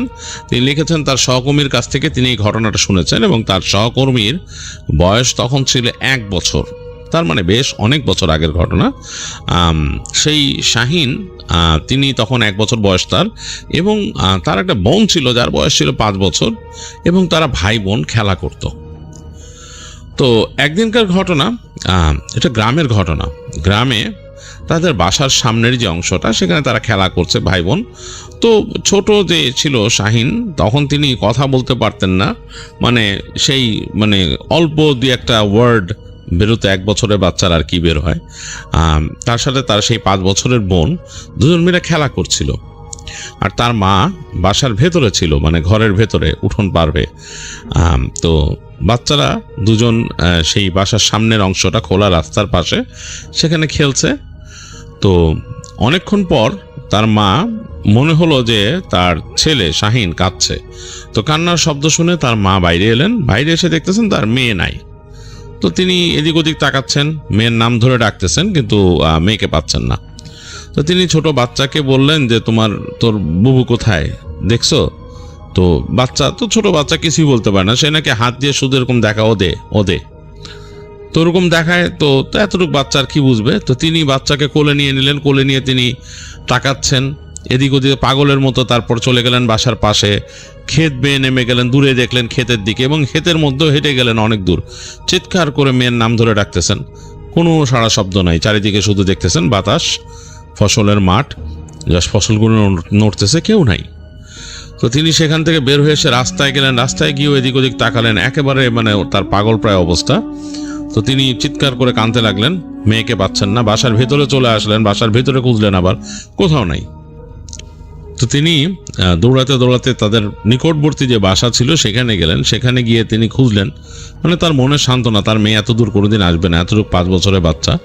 সেখানেও তিনি পেলেন না। এবং সেই বাড়ির যে অন্যান্য মহিলা ছিল, জিজ্ঞেস করলো কি হয়েছে, তিনি বললেন এই ঘটনা। তো সবাই মানে কনসার্ন হয়ে গেল, সবাই তাদের বাড়ির আশপাশ দিয়ে তাও খুঁজলো, মানে নিকটবর্তী যে বাড়িঘর, কারণ তারা জানে যে এতটুকু বাচ্চা আসবে না, তারপরও তারা খুঁজছে, কিন্তু পেল না। তো মানে যখন পায়নি, তখন তাদের ওখানকার একজন খেতে একজন খামারি কাজ করতেছিল, সে বলল যে আমিও তো দেখি নাই, তো আমি এক কাজ করি, ওর বাবাকে খবর দেই। তো সে তাড়াতাড়ি চলে গেল, এবং বেশ খানিকক্ষণ পর তার বাবা কাজ করতো, মানে শাহিন ভাইয়ের বাবার কাজ ছিল বাজারের ওখানে। তো সেখান থেকে কাজের জায়গা থেকে তাকে ডেকে নিয়ে আসলো। তিনি এসে তো একেবারে তার পাগল প্রায় অবস্থা। তিনি বাসায় এসে মানে তার ওয়াইফের দেখতেছেন, ওয়াইফ কাঁদতেছে এবং মানে একেবারে পাগলের মতো হয়ে গেছে। তো অনেক তাদের মাথার মধ্যে টেনশন, পুরো পরিবারের উপর একটা মানে বিভীষিকা নেমে আসলো। খুবই দুঃখী তারা। তো মানে মন খারাপ, চিৎকার করে কাঁদতেছে মানে শাহিনের মা, এবং তার বাবাও মানে চোখ ভেজা, চিন্তা করতেছে কি করবে, মানে আসলে কিছুই করার নাই। একটাই উপায়, তখন তারা চিন্তা করতেছে থানায় যাবে, থানায় যেয়ে বলবে যে এরকম বাচ্চা হারায় গেছে, আর মসজিদের মাইকে একটা অ্যানাউন্সমেন্ট দেবে যে এরকম বাচ্চা হারায় গেছে, এরকম দেখতে যদি কেউ খোঁজ পান আমাদের সাথে যোগাযোগ করবেন। এই তো যখন এগুলো চিন্তা করতেছে, তো এই সময় গ্রামবাসীদের একজন আসলো তাদের বাসায়, এসে শাহিনের আব্বাকে বলল যে ভাই একটা কাজ করতে পারেন, আমাদের পাশের গ্রাম যে আছে ওইখানকার ওই যে দেখছেন জঙ্গলটা, বলে হ্যাঁ, বলে ওইখানে আমরা শুনছি একজন পাগল আছে, এই পাগলের কাছে অনেকে যায়। তো বলতে পাগলের কাছে যে আমি কি করব? বলে পাগলের কাছে অনেকে যায়, অনেকের অনেক কিছু হারাইলে বা কোনো সমস্যা পড়লে পাগলের কাছে যে বলে, এবং পাগল নাকি অনেক কিছু সমাধান করে দিছে, তো আপনি যেয়ে দেখতে পারেন। তো এটা শোনার সাথে সাথেই শাহিনের আম্মার চোখ জলজল করে উঠছে। শাহিনের আব্বা বলতেছে না, আমি পাগল টাগলের কাছে যাবো না, এগুলো আমি বিশ্বাস করি না, এগুলো আর কিচ্ছু না, এইসব আমি বিশ্বাস করি না, এগুলো আমি যাবো না। তো ওই লোক বলছে দেখেন আপনার ব্যাপার, আমি জাস্ট বললাম যে কারণ আপনারা যেহেতু খুঁজতেছেন বাচ্চারে, এখন আর কেমনি কি করবেন, অনেকে তো অনেক কিছু, অনেকের গরু হারাই গেছিল খুঁজে পাইছে, আরও অনেক কিছু এরকম। তো শাহিনের আব্বা এটাতে বিশ্বাস রাখে না, সে বলছে না আমি ওখানে যাবো না, আমি আগে যাই, যে আমি থানায় যাই করি। আর তার বউকে বললে, তার বউ বলতেছে আপনি যান না, পাগলের কাছে যান না, শাহিনের মা। তো তখন তিনি বলছেন না, খবরদার এগুলো আমি বিশ্বাস করি না, এগুলো যাইবা না, তুমি ঘরে তোমার কেউ বললেও কিন্তু তুমি যাইবা না বলে তিনি বের হয়ে যান বাসার থেকে। তিনি থানায় যাবেন, থানায় যে মানে রিপোর্ট করবেন এবং মসজিদের মাইকে যে অ্যানাউন্স করবেন, এর জন্য তিনি বের হয়েছেন। তো শাহিনের আম্মা ওই গ্রামবাসী ভদ্রলোক চলে যাওয়ার সময় তাকে জিজ্ঞেস করে যে ভাইজান কোথায়, উনি কোথায় বসেন, কোন জায়গায়? বলে ওই জায়গায়, ওই এই আমাদের গ্রাম পার হইলেই এরপরে দেখবেন ওই পাশের গ্রামের পাশে জঙ্গল শুরু হয়েছে, জঙ্গলে ওইখানে বসে ভিতরে। আমি তো যাই নাই, শুনছি মানুষের কাছে ভয় পায় নাকি মানুষ যাইতে, দিনে দুপুরে ভয় পায়, ওইটা নাকি এমনি ভয়ের জায়গা। তো তখন শাহিনের আম্মা বলতেছে আমি যদি যাই, বলে আপনি যায়েন না, খবরদার, আপনি মেয়ে মানুষ, আপনি যাবেন কেন? ওই ভাই সাহেব আসলে হেরেই পাঠান, বুঝায় টুজায়, বলে সে গ্রামবাসী চলে গেলেন। তো শাহিনের আম্মা দেখতেছে যে তার হাজব্যান্ড গেছে, মিনিমাম ঘন্টাখানেক লাগবে আসতে। তিনি চিন্তা করলেন, তখন বেলা পড়ে গেছে আর কি, মানে আসরের ওয়াক্ত এরকম। তিনি চিন্তা করলেন তিনি বের হয়ে যাবেন। তো তিনি কি করলেন, শাহিনকে কোলে নিয়ে বের হয়ে গেলেন বাসা থেকে। তিনি হাঁটা দিলেন, তিনি কিন্তু সঠিক জানেন না লোকেশনটা কোথায়, কীরকম কি। তিনি যাচ্ছেন একা একা এবং তিনি হাঁটা ধরছেন। তো গ্রামের রাস্তা, মাটির রাস্তা, এটার উপর হেঁটে হেঁটে যাচ্ছেন নিজেদের গ্রামের। বিকেল, মনটা খুব খারাপ একদম, তার মনের মধ্যে মনে হচ্ছে পুড়ে যাচ্ছে, পুড়ে ছাই হয়ে যেতেছে এরকম আর কি। তো এই কষ্টে তিনি মানে হেঁটে যাচ্ছেন এবং যেতে যেতে এক সময় বিকাল গড়ায়, সন্ধ্যা হয়ে গেল, অন্ধকার। তিনি তখন তাদের গ্রামের শেষ প্রান্তে পৌঁছাইছেন।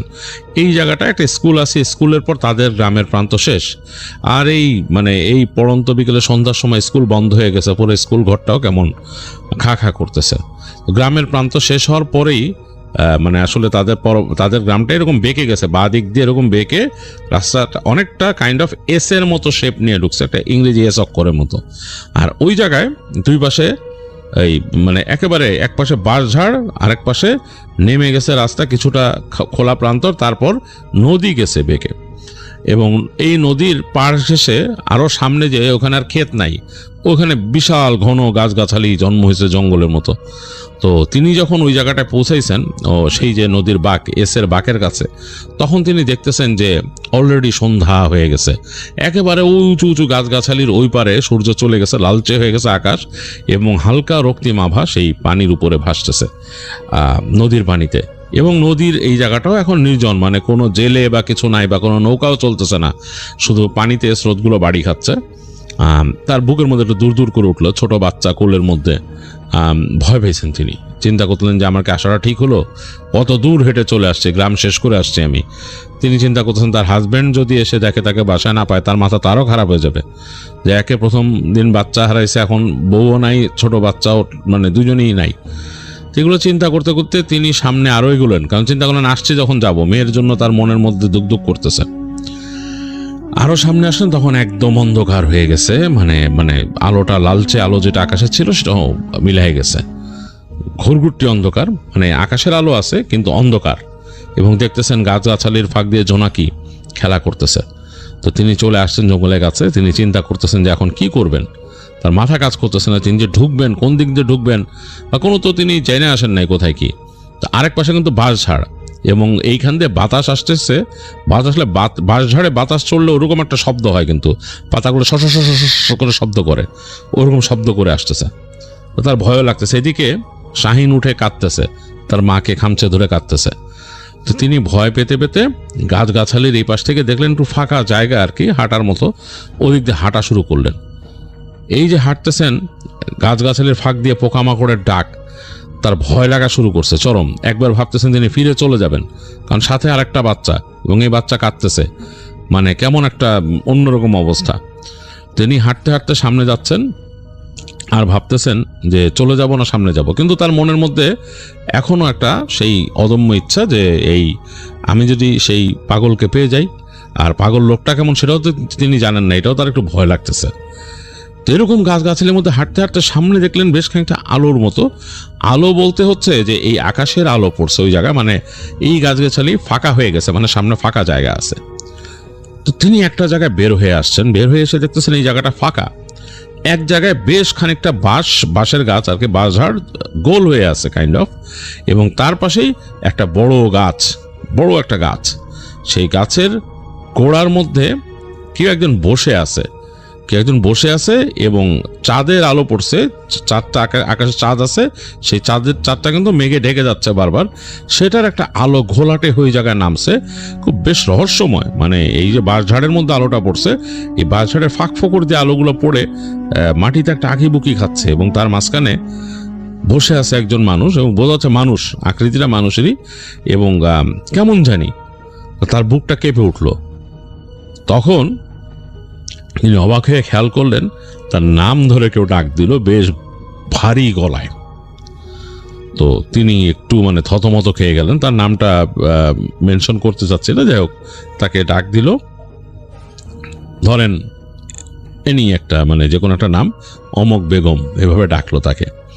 তো তিনি ভয়ে কেঁপে উঠছেন, এরকম কণ্ঠে তাকে কে ডাকলো। তো তিনি নিজের অজান্তে বলে ওঠেন জি, আর তার বাচ্চা জোরে চিৎকার করে কান্না শুরু করলো শাহিন। তো তিনি কাঁপতে কাঁপতে সামনে গেছেন, তিনি বুঝতে পারছেন এটি সে পাগল। তো সে বলল যে বাচ্চার খোঁজে আইছেন আমার কাছে? তো তিনি মানে একদম কাঁপতে কাঁপতে বললেন হ্যাঁ। বলে বাচ্চা তো নিয়ে গেছে। কারা নিছে? তিনি বলছেন কারা নিছে? বলে ছেলে দলায় নিয়ে গেছে, অনেক দূরে নিয়ে গেছে, দেশের বাইরে নিয়ে যাইব। তো তিনি ভয়ে দুঃখে কেঁদে ফেললেন। তিনি কাঁদতে কাঁদতে বললেন কে নিছে আমার সোনারে? কে নিছে? কে নিছে? কই নিয়ে যাইব? কি কন এইসব? তো তখন সেই যে পাগল বসেছিল সে তখন তুই করে বলল কান্দিস না, তোর বাচ্চারা আমি আইনা দেবো, কিন্তু তুই আমারে যা চাই দিতে হইব। তো তখন শাহিনের আম্মা বলল যে কি দিব আপনারে আমি? আমার তো তেমন কিছু নাই। কয় তুই বেশি কিছু দেওয়া লাগবো না, আমি যখন তোর বাচ্চারে নিয়ে আসবো, তোর বাচ্চারে আর আমারে দুধ দিয়ে গোসল করাবি আর আমার পেট ভরে মিষ্টি খাইতে দিবি। তখন এই শুনে শাহিনের আম্মা অবাক হয়ে গেলেন, এটা তো খুব বেশি কিছু দাবি না। তিনি বললেন যে হ্যাঁ খাওয়ামো, আমার মায়ের আইনা দেন, আমার মায়ের আইনা দেন। তিনি বলতেছেন আমার মায়েরা ছোড়ো মাইয়া বলে কাঁদতেছেন। তখন বলে যে তুই চুপ থাক, তুই চুপ থাক, কান্দিস না, তোর মায়ের পেয়ে যাবি, আমি নিয়ে আসবো এক সপ্তাহ পর, কিন্তু যা খুশি মনে থাকে জানো, যা লাগবো, যা বাসায় যা। তো তখন শাহিনের আম্মা জিজ্ঞেস করছে আমার বাসা আপনি চিনেন? হ্যাঁ চিনি। তিনি বললেন যে কেমনে চিনেন? বলে এটা তোর জানান লাগবো না, তুই যা, তুই তোর বাসায় যা, তোর গায়ে গায়ে দেওয়া লাগবো? তো তিনি বললেন যে না আমি যাইতারুম। বলে যা, এখান যে সোজা হাইটটা যা, হাইটটা গেলে রাস্তা পাবি, কোনো চিন্তা নাই, কেউ কিছু কইব না। তো তিনি আস্তে করে ঘুরে হাঁটা শুরু করলেন। তো আর বলছে যে পিছন ফিরে যাবি না, আমার দিকে পিছন ফিরে যাবি না যাওয়ার সময়। তো তিনি হাঁটা শুরু করলেন শাহিনের আম্মা শাহিনকে নিয়ে। তো শাহিন কাঁদতেছে, জোরে জোরে কাঁদতেছে, মাকে আঁকড়ায় ধরে, আর ভয় পেয়েছে, ছোট বাচ্চা ভয় পেয়েছে এরকম। তো তিনিও হেঁটে বের হয়ে যাচ্ছেন। তো যখন গাছগাছালির মধ্যে দিয়ে ঢুকছেন তখন তার মনে হলো তার দুই পাশে মানে কালো দুইটা অবয়ব, মানে একেবারে ডিপ ডার্ক দুইটা অবয়ব, মানে অন্ধকারের সাথে মিলেমিশে আছে আরো অন্ধকার। তার দুই পাশে এরকম দুইটা অবয়ব হেঁটে হেঁটে যাচ্ছে, অ্যাজ ইফ তাকে হেঁটে বের করে নিয়ে যাচ্ছে সেখান থেকে। তিনি বুঝতে পারলেন না এগুলা কি, তার সারা শরীর কাটা দিয়ে গেছে। তিনি হেঁটে গাছগাছালির মধ্যে থেকে যখন বেরোইছেন তিনি তখন মানে একটু আলতোভাবে খেয়াল করলেন ডানে বামে, তার কাছে মনে হলো কোনো মানুষের শেপ হবে, মানুষের শেপ হবে, কিন্তু অনেক লম্বা, 8-10 ফিট লম্বা, মানে একদম গাঢ় কালো দুইটা অবয়ব, অনেকটা ধোঁয়ার মতো মনে হচ্ছে, মানে এই অন্ধকারটা ধোঁয়া যেভাবে কাঁপে সেভাবে কাঁপতেছে। তিনি খুব ভয় পেয়েছেন, তার কোলে বাচ্চা এবং তার ছেলে চুপ হয়ে গেছে, কোনো কথা বলতেছে না, সাউন্ড করতেছে না। তো তিনি দ্রুত হাঁটা শুরু করলেন, গাছগাছালি থেকে বের হয়ে হাঁটতে হাঁটতে রাস্তায় উঠলেন। রাস্তায় উঠে তিনি মানে সামনের দিকে হাঁটা শুরু করলেন, মেন রাস্তা দিয়ে তাদের গ্রামের দিকে। এই সময় দেখলেন একটা বাতাস এরকম ঘূর্ণির মতো তার পাশ দিয়ে যাচ্ছে এরকম। তো তিনি খুব ভয় পেলেন এই বাতাসের ঘূর্ণিটা, মানে বাতাস ধুলাবালি নিয়ে যেরকম ঘুরে, এবং এই ঘূর্ণিটা ঠিক তার থেকে ডিস্টেন্স রেখে চলতেছে, বেশি দূর না, প্রায় 2-3 ফিট ডিস্টেন্সে তার পেছনে পেছনে চলতেছে। যাই হোক তিনি মানে বেশ ভয়ে হাঁটতে হাঁটতে হাঁটতে হাঁটতে এক সময় তিনি তার আর কিছু খেয়াল নাই, তার মাথার মধ্যে শুধু কাজ করতেছে সেই যে পাগল তাকে বলছে তোর বাচ্চারা পেয়ে যাবি 1 সপ্তাহের মধ্যে, আমি নিয়ে আসুন তোর বাসায়। তো তিনি মানে মাথায় ঘুরতেছে তার এটা যে বাচ্চাকে নিয়ে আসবে। তিনি মোটামুটি এটা বিশ্বাস করতে পারতেছেন। তো তিনি বাসার গেটের কাছে যখন আসছেন তখন দেখতেছেন রাস্তার মধ্যে তার হাজবেন্ড দাঁড়ায় আছে, তাকে দেখে দৌড়ায় আসছে। মানে শাহিনের আব্বা এসে বলছে, কি তুমি কই গেছিলা? মানে তিনি চিৎকার করে মানে তার গলা ফাটায় ফেলতেছে আর কি। এবং সে মানে মনে হচ্ছে যে সে মানে আত পাগল টাইপের মানুষ হয়ে গেছে। তো বলতেছে যে না, আমি গেছিলাম পাগলের কাছে। তো তিনি মানে রাগ করতে যেও চুপ করে গেলেন, আর কিছু বললেন না। তিনি শাহিনকে কোলে নিয়ে নিলেন, তার বাবা এবং স্ত্রীকে নিয়ে ঘরে আসলেন। তো ঘরে এসে তাদেরকে রেখে তিনি দেখা গেল যে মানে ঘর থেকে বের হয়ে গেলেন, বের হয়ে বাসার পিছনে গেলেন। তো তখন শাহিনের মা শুনতেছে যে তার বাবা কাঁদতেছে বাইরে বসে। তো যাই হোক, তাদের পরিবারে খুব দুঃখ নেমে আসলো। শাহিনের মা দুঃখে কষ্টে শয্যাশায়ী হয়ে গেলেন, আর শাহিনের বাবা কাজে যাওয়া বন্ধ করে দিলেন। তো শাহিনকে নিয়ে যতটুকু টাইম তার বাবা পারেন থাকেন, আর মাঝে মাঝেই তিনি বাসার পেছনে যে চাপাভাবে কাঁদেন, যেমন শব্দটা শাহিনের মা শোনেন এবং তিনিও কান্নাকাটি করেন।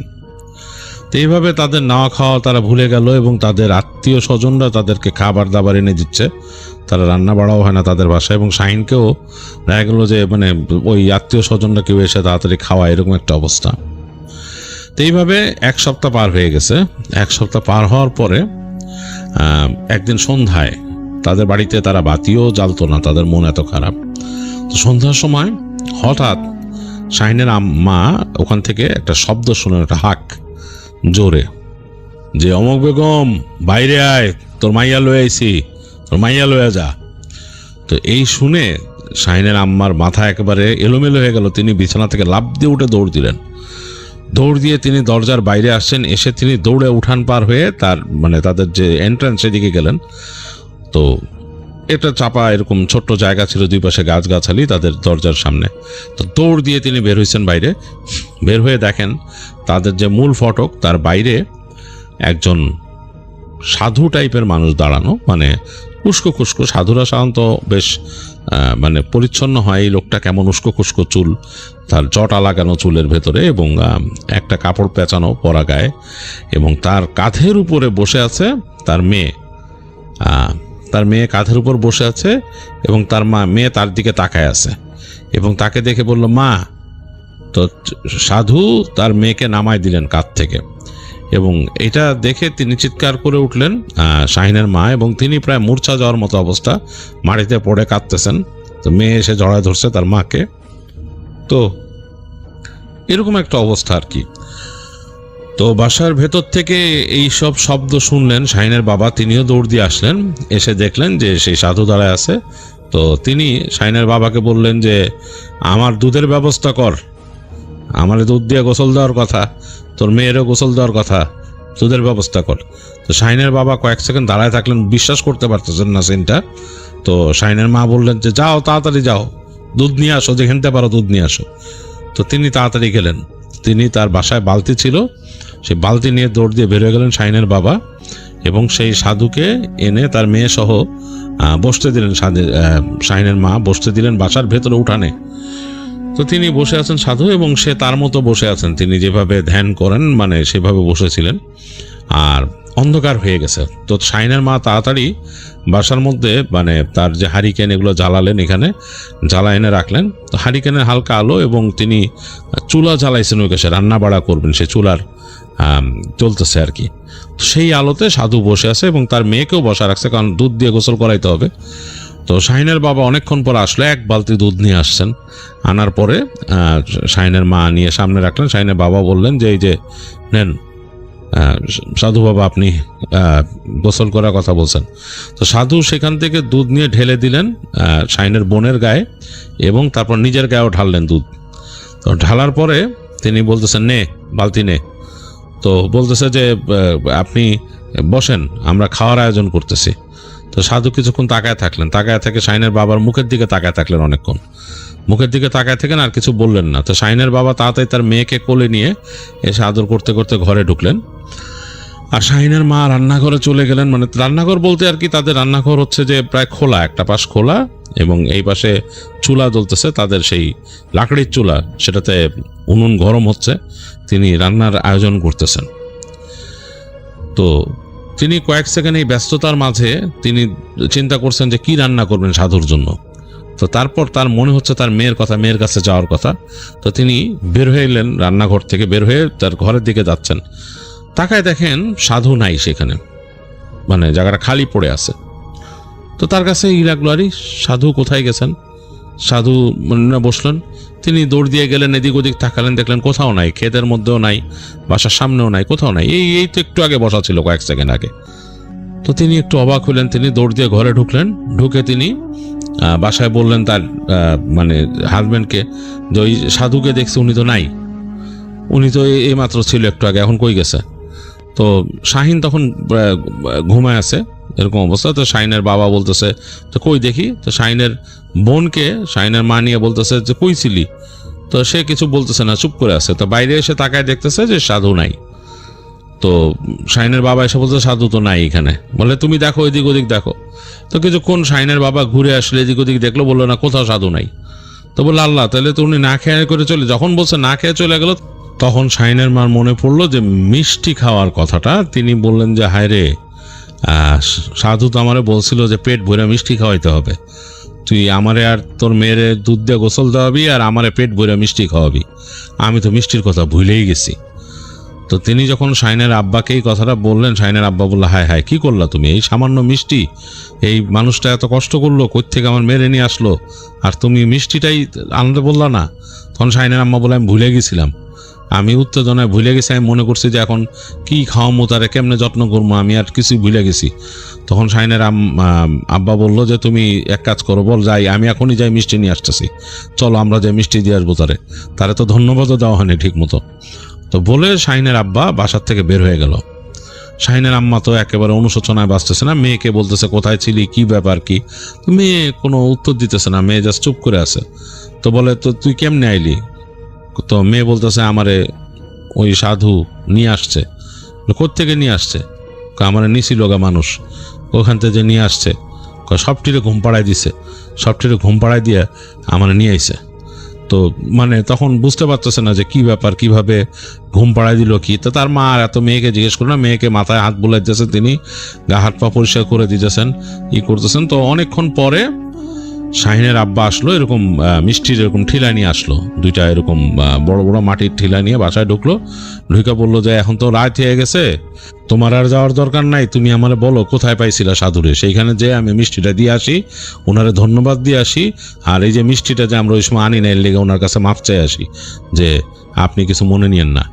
তো শাহিনের আম্মা বললো যে এই দিক দিয়ে এরকম যাও, ওই গ্রাম শেষ হলে এরকম তিনি বলে দিলেন লোকেশন। তো শাহিনের আব্বা মিষ্টির ঠিলা দুইটা নিয়ে রওনা দিল। তিনি বেশ ভারী, তিনি অনেক মিষ্টি কিনছে, দোকানে যা মিষ্টি ছিল নিয়ে নিছেন তিনি।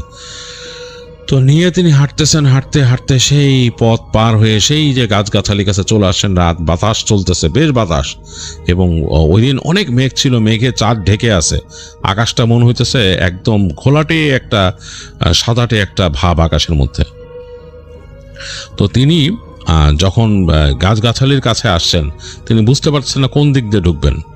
তো চিন্তা করলেন যে এদিক দিয়েই মনে হয় ঢোকার রাস্তা, মোটামুটি জায়গাটা একটু পাতলা, সেখান থেকে তিনি ঢুকে গেলেন মিষ্টির ঠিলা হাতে। তো ঢোকার পর তার কাছে মনে হচ্ছে আশেপাশে অনেক মানে কোনো এক্সিস্টেন্স আছে মানুষের, যারা ফিসফাস করতেছে আশেপাশে, কথা বলতেছে কিছু। তিনি স্পষ্ট শুনতেছেন, মনে মানুষ কথা বলতেছে আশেপাশে ফিসফিস করে। তো তিনি একটু ভয় পেয়ে গেলেন যে এই অন্ধকারে গাছগাছালির মধ্যে কে থাকবে ফিসফিস করে কথা বলবে। তো একটা জায়গায় তিনি ওরকম দেখলেন, ফিকে হয়ে আসছে বাইরে। তখন বের হয়ে দেখতেছেন ওখানে আসলেই কেউ একজন আসন দিয়ে বসে আছে। তো উনি যখন কাছে গেলেন, সাথে সাথে দেখলো যে সেই যে আসন দিয়ে বসে আছে, সে মাথা ঘুরালো তার দিকে, তার চোখ দুটো ভাটার মতো জ্বলতেছে, জল জল করতেছে, যেমন অন্ধকারে বিড়ালের চোখ জ্বলে সেরকম। এবং তার দিকে অসংখ্য ইট উড়ে আসলো, লাইক মাটির ঢেলাগুলো যে থাকে খেতে, সেগুলা অসংখ্য ঠাস ঠাস এদিক ওদিক উড়ে আসলো, মানে তার গায়ের মধ্যে লাগলো, মানে কঠিন অবস্থা। এবং একটা ঢেলা লেগে তার মিষ্টির ঠিলা ফেটে গেল, মানে মাটির ঠিলা ছিল, ফেটে টুকরো হয়ে মিষ্টি পড়ে গেল ওইখানে। তো তিনি ভয়ে মানে কি বলবেন বুঝে পাচ্ছেন। তিনি বলতেছেন যে সাধু বাবা, আমাকে এরকম মেরেন না, আমি আপনার জন্য মিষ্টি নিয়ে আসছিলাম, যা তোর মিষ্টি নিয়ে এখান থেকে ভাগ, তোরা মানুষ বড়ই বেইমান, তোদের জন্য কোনো উপকার করে কোনো হয় না, তোরা বেইমান, তোরা কথা রাখতে পারস না, এনতে যা, তোর মিষ্টি লাগবো না, তোর মিষ্টি তুই খা, বলে মানে তাকে ধমক দিলেন, বলে বাইরে যা এখনই। তো তিনি ভয়ের চোটে আসলে শাহিনের আব্বার আর সাহস হলো না, তিনি ওই হাত থেকে যতটুকু মিষ্টির যে ঠিলা যা ছিল রেখে তিনি ওখান থেকে দৌড় দিলেন। তো দৌড়ায় বের হয়ে আসছেন এবং তার ওই পর্যন্ত তিনি যতক্ষণ গাছের বাইরে পর্যন্ত আসছেন অনেকক্ষণ পর্যন্ত তার আশেপাশে সেই ঢিল পড়ছে। তো ঢিল পড়ার পরে তিনি অবাক হয়ে গেলেন যে এটা কি ব্যাপার, এটা কি ঘটলো এবং আমি কি দেখলাম। এই যে সাধু চোখগুলো জ্বলতেছে, মানে তার চোখগুলো জ্বলতেছিল কেমনে, সে কি মানুষ না অন্য কিছু। তো এই চিন্তা করে তিনি আস্তে আস্তে হাঁটতেছেন আর মনে করতেছেন আমি তো মিষ্টি নিয়ে গেছিলাম, উনি আমার খেদাই দিলে কি করবে, এটা তো আমাদের দোষ না। হ্যাঁ, এই চিন্তা করতে করতে তিনি আসলেন বাসায়, এসে পরিষ্কার তার গায়ের মধ্যে রস টস লেগে গেছিল মিষ্টির, এগুলো তিনি পরিষ্কার হলেন, তার স্ত্রীকে বললেন কি ঘটছে। তো যাই হোক, তো তারা স্বামী স্ত্রী এবং তার বাচ্চারা তারা অনেক দিন পর একসাথে আবার শুইলেন এবং রাত্রে তারা মানে কথা বলতে বলতে ঘুমাইলেন। তবে মনের মধ্যে তাদের খটকা লেগেই থাকলো যে সাধু মিষ্টিটা নিল না, তাকে খাওয়ানো হলো না, তার সাথে কথাও বলা হলো না। তো পরদিন দিনের বেলা চিন্তা করলেন শাহিনের আব্বা যে এখন তো দিন হয়েছে, এখন তো পরিবেশ একটু অন্যরকম, যাই সাধুর কাছে যাই, তাকে যে আবার একটু বলে আসি যে আমাদের ভুল হয়েছিল, মনে ছিল না। তো তিনি সকালবেলা আবার যে মিষ্টি কিনলেন, মিষ্টি কিনে তিনি মানে রওনা দিলেন ওদিকে। তো হেঁটে হেঁটে গেছেন, দিনের বেলা আর এতটা লাগতেছে না সেই জায়গাটা। তো হাঁটতে হাঁটতে হাঁটতে হাঁটতে তিনি বের হয়ে গেলেন। বের হয়ে গিয়ে তিনি সেই যে ওই গাছগাছালির মধ্যে দিয়ে ঢুকে একদম ফাঁকা জায়গাটা আসলেন, সে দেখলেন ওখানে সাধু নাই, মানে কেউ নাই, ওই জায়গাটা ফাঁকা, খা খা করতেছে। তো তিনি যখন ওই হেঁটে চলে আসবেন তখন তিনি একটা ফোঁস করে শব্দ শুনলেন, বেশ জোরে একটা ফোঁস করে শব্দ হলো। তো তাকায় দেখতেছেন পেছনে গাছগাছালির মধ্যে একটা বড় সাপ কয়েল করে বসে আছে। এটা কিং কোবরা হবে, বেশ বড় উঁচু, প্রায় তার ফনা 2-2.5 ফিট উপরে মাটির থেকে ফোঁস করতেছে, মানে মুখ বের করে জিভ বের করে ফোঁস করতেছে ফনা তুলে। সে ফনার ব্যাস এত বড়, এরকম বিশাল। তো তিনি তাড়াতাড়ি ওখান থেকে আর তিনি মিষ্টিটা নিলেন না। তিনি বুঝলেন এখানে অলৌকিক কোনো ব্যাপার আছে। তিনি মিষ্টির যে হাঁড়ি দুটা নিয়েছিলেন রেখে তিনি ওখান থেকে দৌড় দিয়ে আবার গাছগাছালির মধ্যে ঢুকে যান। ঢুকে তিনি বের হয়ে আসেন এবং বের হয়ে এসে যাওয়ার সময় তিনি বলতে থাকেন, সকল প্রশংসা আল্লাহ তাআলার, যার দয়া আমার সন্তানকে ফেরত পাইছি। তিনি ইচ্ছা করছেন বলেই আমার সন্তান আমার কাছে আবার ফেরত আসছে, আর তিনি ইচ্ছা করছে বলেই আপনি আমার সন্তানকে উদ্ধার করে আনতে পারছেন। যে সাধু বাবা আপনি যেই হন, যেভাবে হন, আমি উপকার স্বীকার করি। আমি কিন্তু আসলে আপনার জন্য মিষ্টি আনতে আমরা ভুলে গেছিলাম। ওই সময় আমরা বাবা মা এতটাই আবেগে বশীভূত হয়ে গেছিলাম যে আমাদের মনেই ছিল না। আপনি এগুলা নিয়ে মনে দুঃখ রাখেন না বলে সে চলতে থাকে ওখানে। তো এই বলতে বলতে তিনি চলে আসছেন। তার কাছে মনে হলো যে তার কানের কাছ থেকে একটা বাতাস চলে গেল, শোঁ করে মনে হলো, একটা শোঁ করে একটা বাতাস চলে গেল। বললো ঘরে যা, এরকম মনে হলো যে বাতাসের মধ্যে একটা শব্দ আসলো যে ঘরে যা। যাই হোক, তিনি চলে আসছেন বাসায়। তিনি আর করবেন কি, তো বাসায় এসে তিনি মোটামুটি পরিবারকে বললেন, তার স্ত্রীকে আর বাচ্চাদেরকে দেখে রাখতে বললেন সবসময়, বাচ্চাদেরকে একলা যেন কোথাও না রাখা হয় এরকম। তো যাই হোক, তাদের এইভাবে সময় পার হলো। তো তিনি পরবর্তীতে শুনছিলেন সেখানকার একজন মানুষের কাছে, মুরব্বী একজন মানুষ, তিনি বলছিলেন যে ওইখানে যে মানুষ বলে পাগল বসে থাকে বা সাধু অনেকে বলে, বা তুমিও বলছো যে সাধুরে তুমি দেখছিলা, ওইটা আসলে মানুষ ছিল না, জিন। ওর সাথেও ওখানে ওর জিনের থাকতো। তো পরবর্তীতে যেহেতু তোমরা এখানে চলে যায়, এরকম ঘটনা ঘটছে, ওইখান থেকে সইরা অন্য কোথাও থাকে সে, হয়তো গেলে কখনো দেখা পাবা, কখনো পাবা না এই। তো যাই হোক, এর উপকারী জিন, খারাপ জিন না, সে অনেক বয়স্ক, অনেক তার বয়স হয়েছে এবং সে উপকারী জিন, উপকার তো করছেই তোমাদের। তো এই কথা নাকি এক মুরব্বী বলছিল। তো এই ছিল মেহমেদের পাঠানো ঘটনা। মেহমেদ তার সহকর্মী শাহিন, যার ঘটনা, যার বোন হারায় গেছিল, তার ঘটনাটা আমাদের সাথে শেয়ার করলো এবং সে আমাকে রিকোয়েস্ট করেছিল আমি যেন আমার মতো করে ঘটনাটা আপনাদের কাছে শেয়ার করি। তা আমি সেভাবেই শেয়ার করলাম। আসসালামু আলাইকুম ভাইয়া, কেমন আছেন? আশা করছি অবশ্যই ভালো আছেন এবং ভালোর কাতারে আছেন। আমিও আলহামদুলিল্লাহ ভালো আছি। আশা করতেছি যে যারা আপনার অডিয়েন্স রয়েছে তারাও ভালো আছে, এবং আমি ধন্যবাদ জানাই সে সমস্ত অডিয়েন্সদেরকে যারা আমার এই গল্পটা পুরোপুরি শোনে এবং শুনবে। আমি আজকে যে ঘটনাটি বলবো সেটা শুনলে হয়তো আপনাদের শরীরের রোম জেগে উঠবে। আপনারা অনুভব করতে পারবেন যে আসলে পৃথিবীতে ভয় বলতেও কিছু একটা রয়েছে। তো ভাইয়া, এই গল্পটা শোনার পরে আপনারা নিজেদের ঘর থেকে বেরোতে দুইবার ভাববেন এবং নিজের কাছে অপরাধী হয়ে যাবেন যে কেন আমি এত ভয়ের গল্পটা শুনলাম। যাই হোক ভাইয়া, আজাইরা ইন্ট্রো গল্প বাদ দিয়ে চলুন আমরা চলে আসি নতুন আজকের এই এপিসোডে।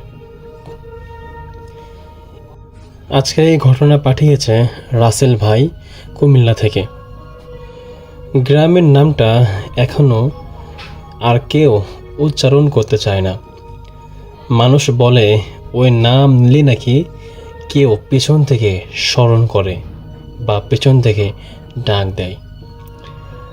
অনেক বছর আগে সেই গ্রামে একটা পুরনো বাড়ি ছিল। বাড়িটা একসময় খুব জমজমাট ছিল। হাসি গল্প সব কিছু মিলে যেন মানুষেরা একদম বাড়িতে ভরা ভরা ছিল। কিন্তু হঠাৎ এক রাতেই সব কিছু যেন একদম বদলে যায়। সেদিন রাতটা ছিল অমাবস্যা। আকাশে চাঁদ নেই, চারপাশে ঘন অন্ধকার।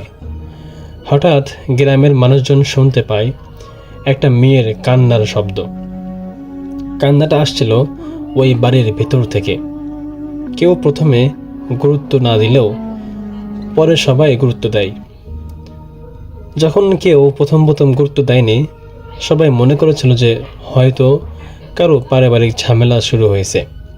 কিন্তু তখনও কান্নাটা একদমই থামেনি, বরং যত রাত বাড়তে থাকে তত ভয়ঙ্কর হতে থাকে কান্নার শব্দটা।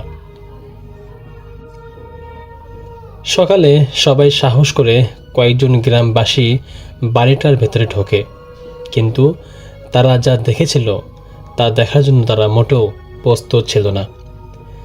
যখন কয়েকজন মিলে গ্রামবাসীরা সে বাড়িটির ভেতর ঢোকে, দেখে যে সেটা আজও কেউ ভুলতে পারেনি যা দেখেছিল। দেখল যে ঘরের মাঝখানে একটা মেয়ে পড়েছিল, চোখ দুটো খোলা, মুখে এক অদ্ভুত হাসি, কিন্তু শরীর ছিল প্রচণ্ড রকমের ঠান্ডা। তারপর থেকে শুরু হলো আসল সব ভয়ানক ঘটনা।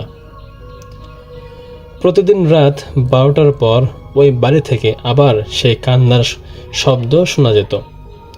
কখনো কান্না, কখনো বা হাসি। যারা সাহস করে কাছে যেত তারা বলতো যে ভেতরে কেউ তো হাঁটছে, ধীরে ধীরে, খুব ধীরে। মেঝেতে কারো পায়ের শব্দ যেন স্পষ্ট কানে ভেসে আসে, ঠক ঠক করে। কিন্তু দরজা খুললেই কেউ নেই। একদিন গ্রামের এক যুবক ঠিক করলো সে এই বাড়ির সত্যিটা উদ্ঘাটন করেই ছাড়বে। তার নাম ছিল রাশেদ। রাশেদ রাতে একা ওই বাড়িতে ঢুকে পড়ে। তার হাতে শুধু একটা টর্চ লাইট আর মোবাইল ফোন ছিল। সে ভেতরে ঢুকেই বুঝতে পারলো এই বাড়ির বাতাসটা স্বাভাবিক না, যেন অস্বাভাবিকভাবে বাতাসটা বয়ে যাচ্ছে। একটা ঠান্ডা অনুভূতি, মনে হচ্ছিল যে কেউ তাকে দেখছে। হঠাৎ রাশেদের হাতে থাকা টর্চ লাইটটা একদম নিভে গেল। চারপাশে পরিপূর্ণ অন্ধকারে ছেয়ে গেল। ঠিক তখনই তার কানের কাছে একটা ফিসফিস শব্দ এলো, তুমি কেন আসছো? রাশেদ কাঁপতে থাকে। সে ধীরে ধীরে পেছনে তাকায়, কিন্তু পেছনে কেউ নেই। হঠাৎ মোবাইলের আলো জ্বলে ওঠে, আর সেই আলোয় সে দেখতে পায় ঘরের কোণে দাঁড়িয়ে আছে সেই মেয়েটা। চুলগুলো মুখ ঢেকে রেখেছে, কিন্তু ঠোঁটের কোণে একটা ভয়ঙ্কর হাসি যেন ছল ছল করছে। এবং ধীরে ধীরে এক পা দু পা করে সেই মেয়েটি রাশেদের দিকে এগিয়ে আসছে। রাশেদ যখন এমন পরিস্থিতির শিকার হলো, সে দৌড়তে চাইল, কিন্তু তার পা যেন আটকে গেছে। মেয়েটা তার একদম সামনে এসে দাঁড়ায়। তারপর খুব ধীরে ধীরে মুখ তুলে বলে, আমাকে এখানে রেখে তুমি কি এখান থেকে চলে যাবে? এমন কথা বলার পর রাশেদের হুঁশ থাকে না, রাশেদ অজ্ঞান হয়ে পড়ে যায়। পরের দিন সকালে গ্রামের মানুষজন বাড়ির সামনে রাশেদের মোবাইলটা পড়ে থাকতে দেখে, কিন্তু রাশেদ সে আর কখনোই ফিরে আসেনি। লোকে মুখে শোনা যায় এখনও নাকি রাত 12টার পর ওই বাড়ির পাশ দিয়ে গেলে দুইটা শব্দ শোনা যায়। একটা হলো মেয়ের কান্না, আরেকটা হলো ছেলের আত্মচিৎকার। আর মাঝে মাঝে কেউ ফিস ফিস করে বলে, তুমিও কি আমার মতো ভেতরে আসবে? যাই হোক, রাশেদ হারিয়ে যাওয়ার পর গ্রামটা পুরোপুরিভাবে বদলে গেল। সন্ধ্যা নামার আগেই সবাই নিজ ঘরের দরজা বন্ধ করে দিত। কেউ আর ওই বাড়ির দিকে ভুল করেও তাকাতো না। কিন্তু ভয় কি কখনো থেমে থাকে? রাশেদের ছোট ভাই সাইফ, সে কিছুতেই মানতে পারছিল না যে তার বড় ভাই হঠাৎ করেই উধাও হয়ে গেছে। তার মনে হচ্ছিল যে রাশেদ এখনো বেঁচে আছে, হয়তো বা কোথাও সে আটকে আছে। একবার রাতের বেলা সবাই ঘুমিয়ে পড়ার পর রাশেদের ছোট ভাই সাইফ চুপচাপ বেরিয়ে গেল তার গন্তব্যে। আর তার গন্তব্য হলো সেই পুরনো অভিশপ্ত বাড়ি। বাড়ির সামনে দাঁড়াতেই তার বুকের ভেতরে ধরপড় শুরু হয়ে গেল। দেখল যে হাওয়া নেই, কোনো বাতাস নেই, তবুও আশেপাশের সমস্ত গাছগুলো কাঁপছে। মনে হচ্ছিল কেউ যেন তাকে ভেতরে ডাকছে, এসো, ভেতরে এসো। সাইফ বাধ্য হয়ে সেই বাড়ির মেন ফটক দরজাটা খুলে ফেলল। দরজাটা ধীরে ধীরে কাঁপিয়ে কুকিয়ে উঠল এবং শব্দ হলো, যেমন কি একটা শব্দ আছে না যেরকম, এমন শব্দ হলো। ভিতরে ঢুকে সে থমকে দাঁড়ালো। দেখল মেঝেতে ধুলো জন্মে আছে এবং পুরনো বিছড়ি গন্ধ আর এক অদ্ভুত ঠান্ডা অনুভব হচ্ছে। ঠিক তখনই সাইফ পিছন থেকে শুনতে পেল, সাইফ! সে চমকে উঠল। এই কণ্ঠটা, এটা তো তার ভাইয়ের কণ্ঠ, রাশেদের। তখন সাইফ প্রত্যুত্তরে বলল, ভাই তুমি কোথায়? তুমি কোথায় আছো ভাইয়া? সাইফ দৌড়ে ভেতরে গেল। একটা ঘরের সামনে গিয়ে সে থামল। ভেতর থেকে আবারও সেই কণ্ঠ, আমি এখানে ভাই, আমাকে বাঁচাও। সাইফ দরজাটা খুলে ফেলল, কিন্তু ভেতরে ঢুকে সে যা দেখল তার রক্ত জমে গেল। ঘরের মাঝখানে দাঁড়িয়ে আছে রাশেদ, কিন্তু ওটা আসল রাশেদ না। তার চোখ পুরোপুরি কালো হয়েছিল, মুখও বিকৃত হাসিছিল। আর তার পিছনে দাঁড়িয়ে আছে সেই মেয়েটা। মেয়েটা ধীরে ধীরে বলল, তুমি তাকে নিতে আসছো? সাইফ কাঁপতে কাঁপতে বলল, ও আমার ভাই, তাকে ছেড়ে দাও প্লিজ।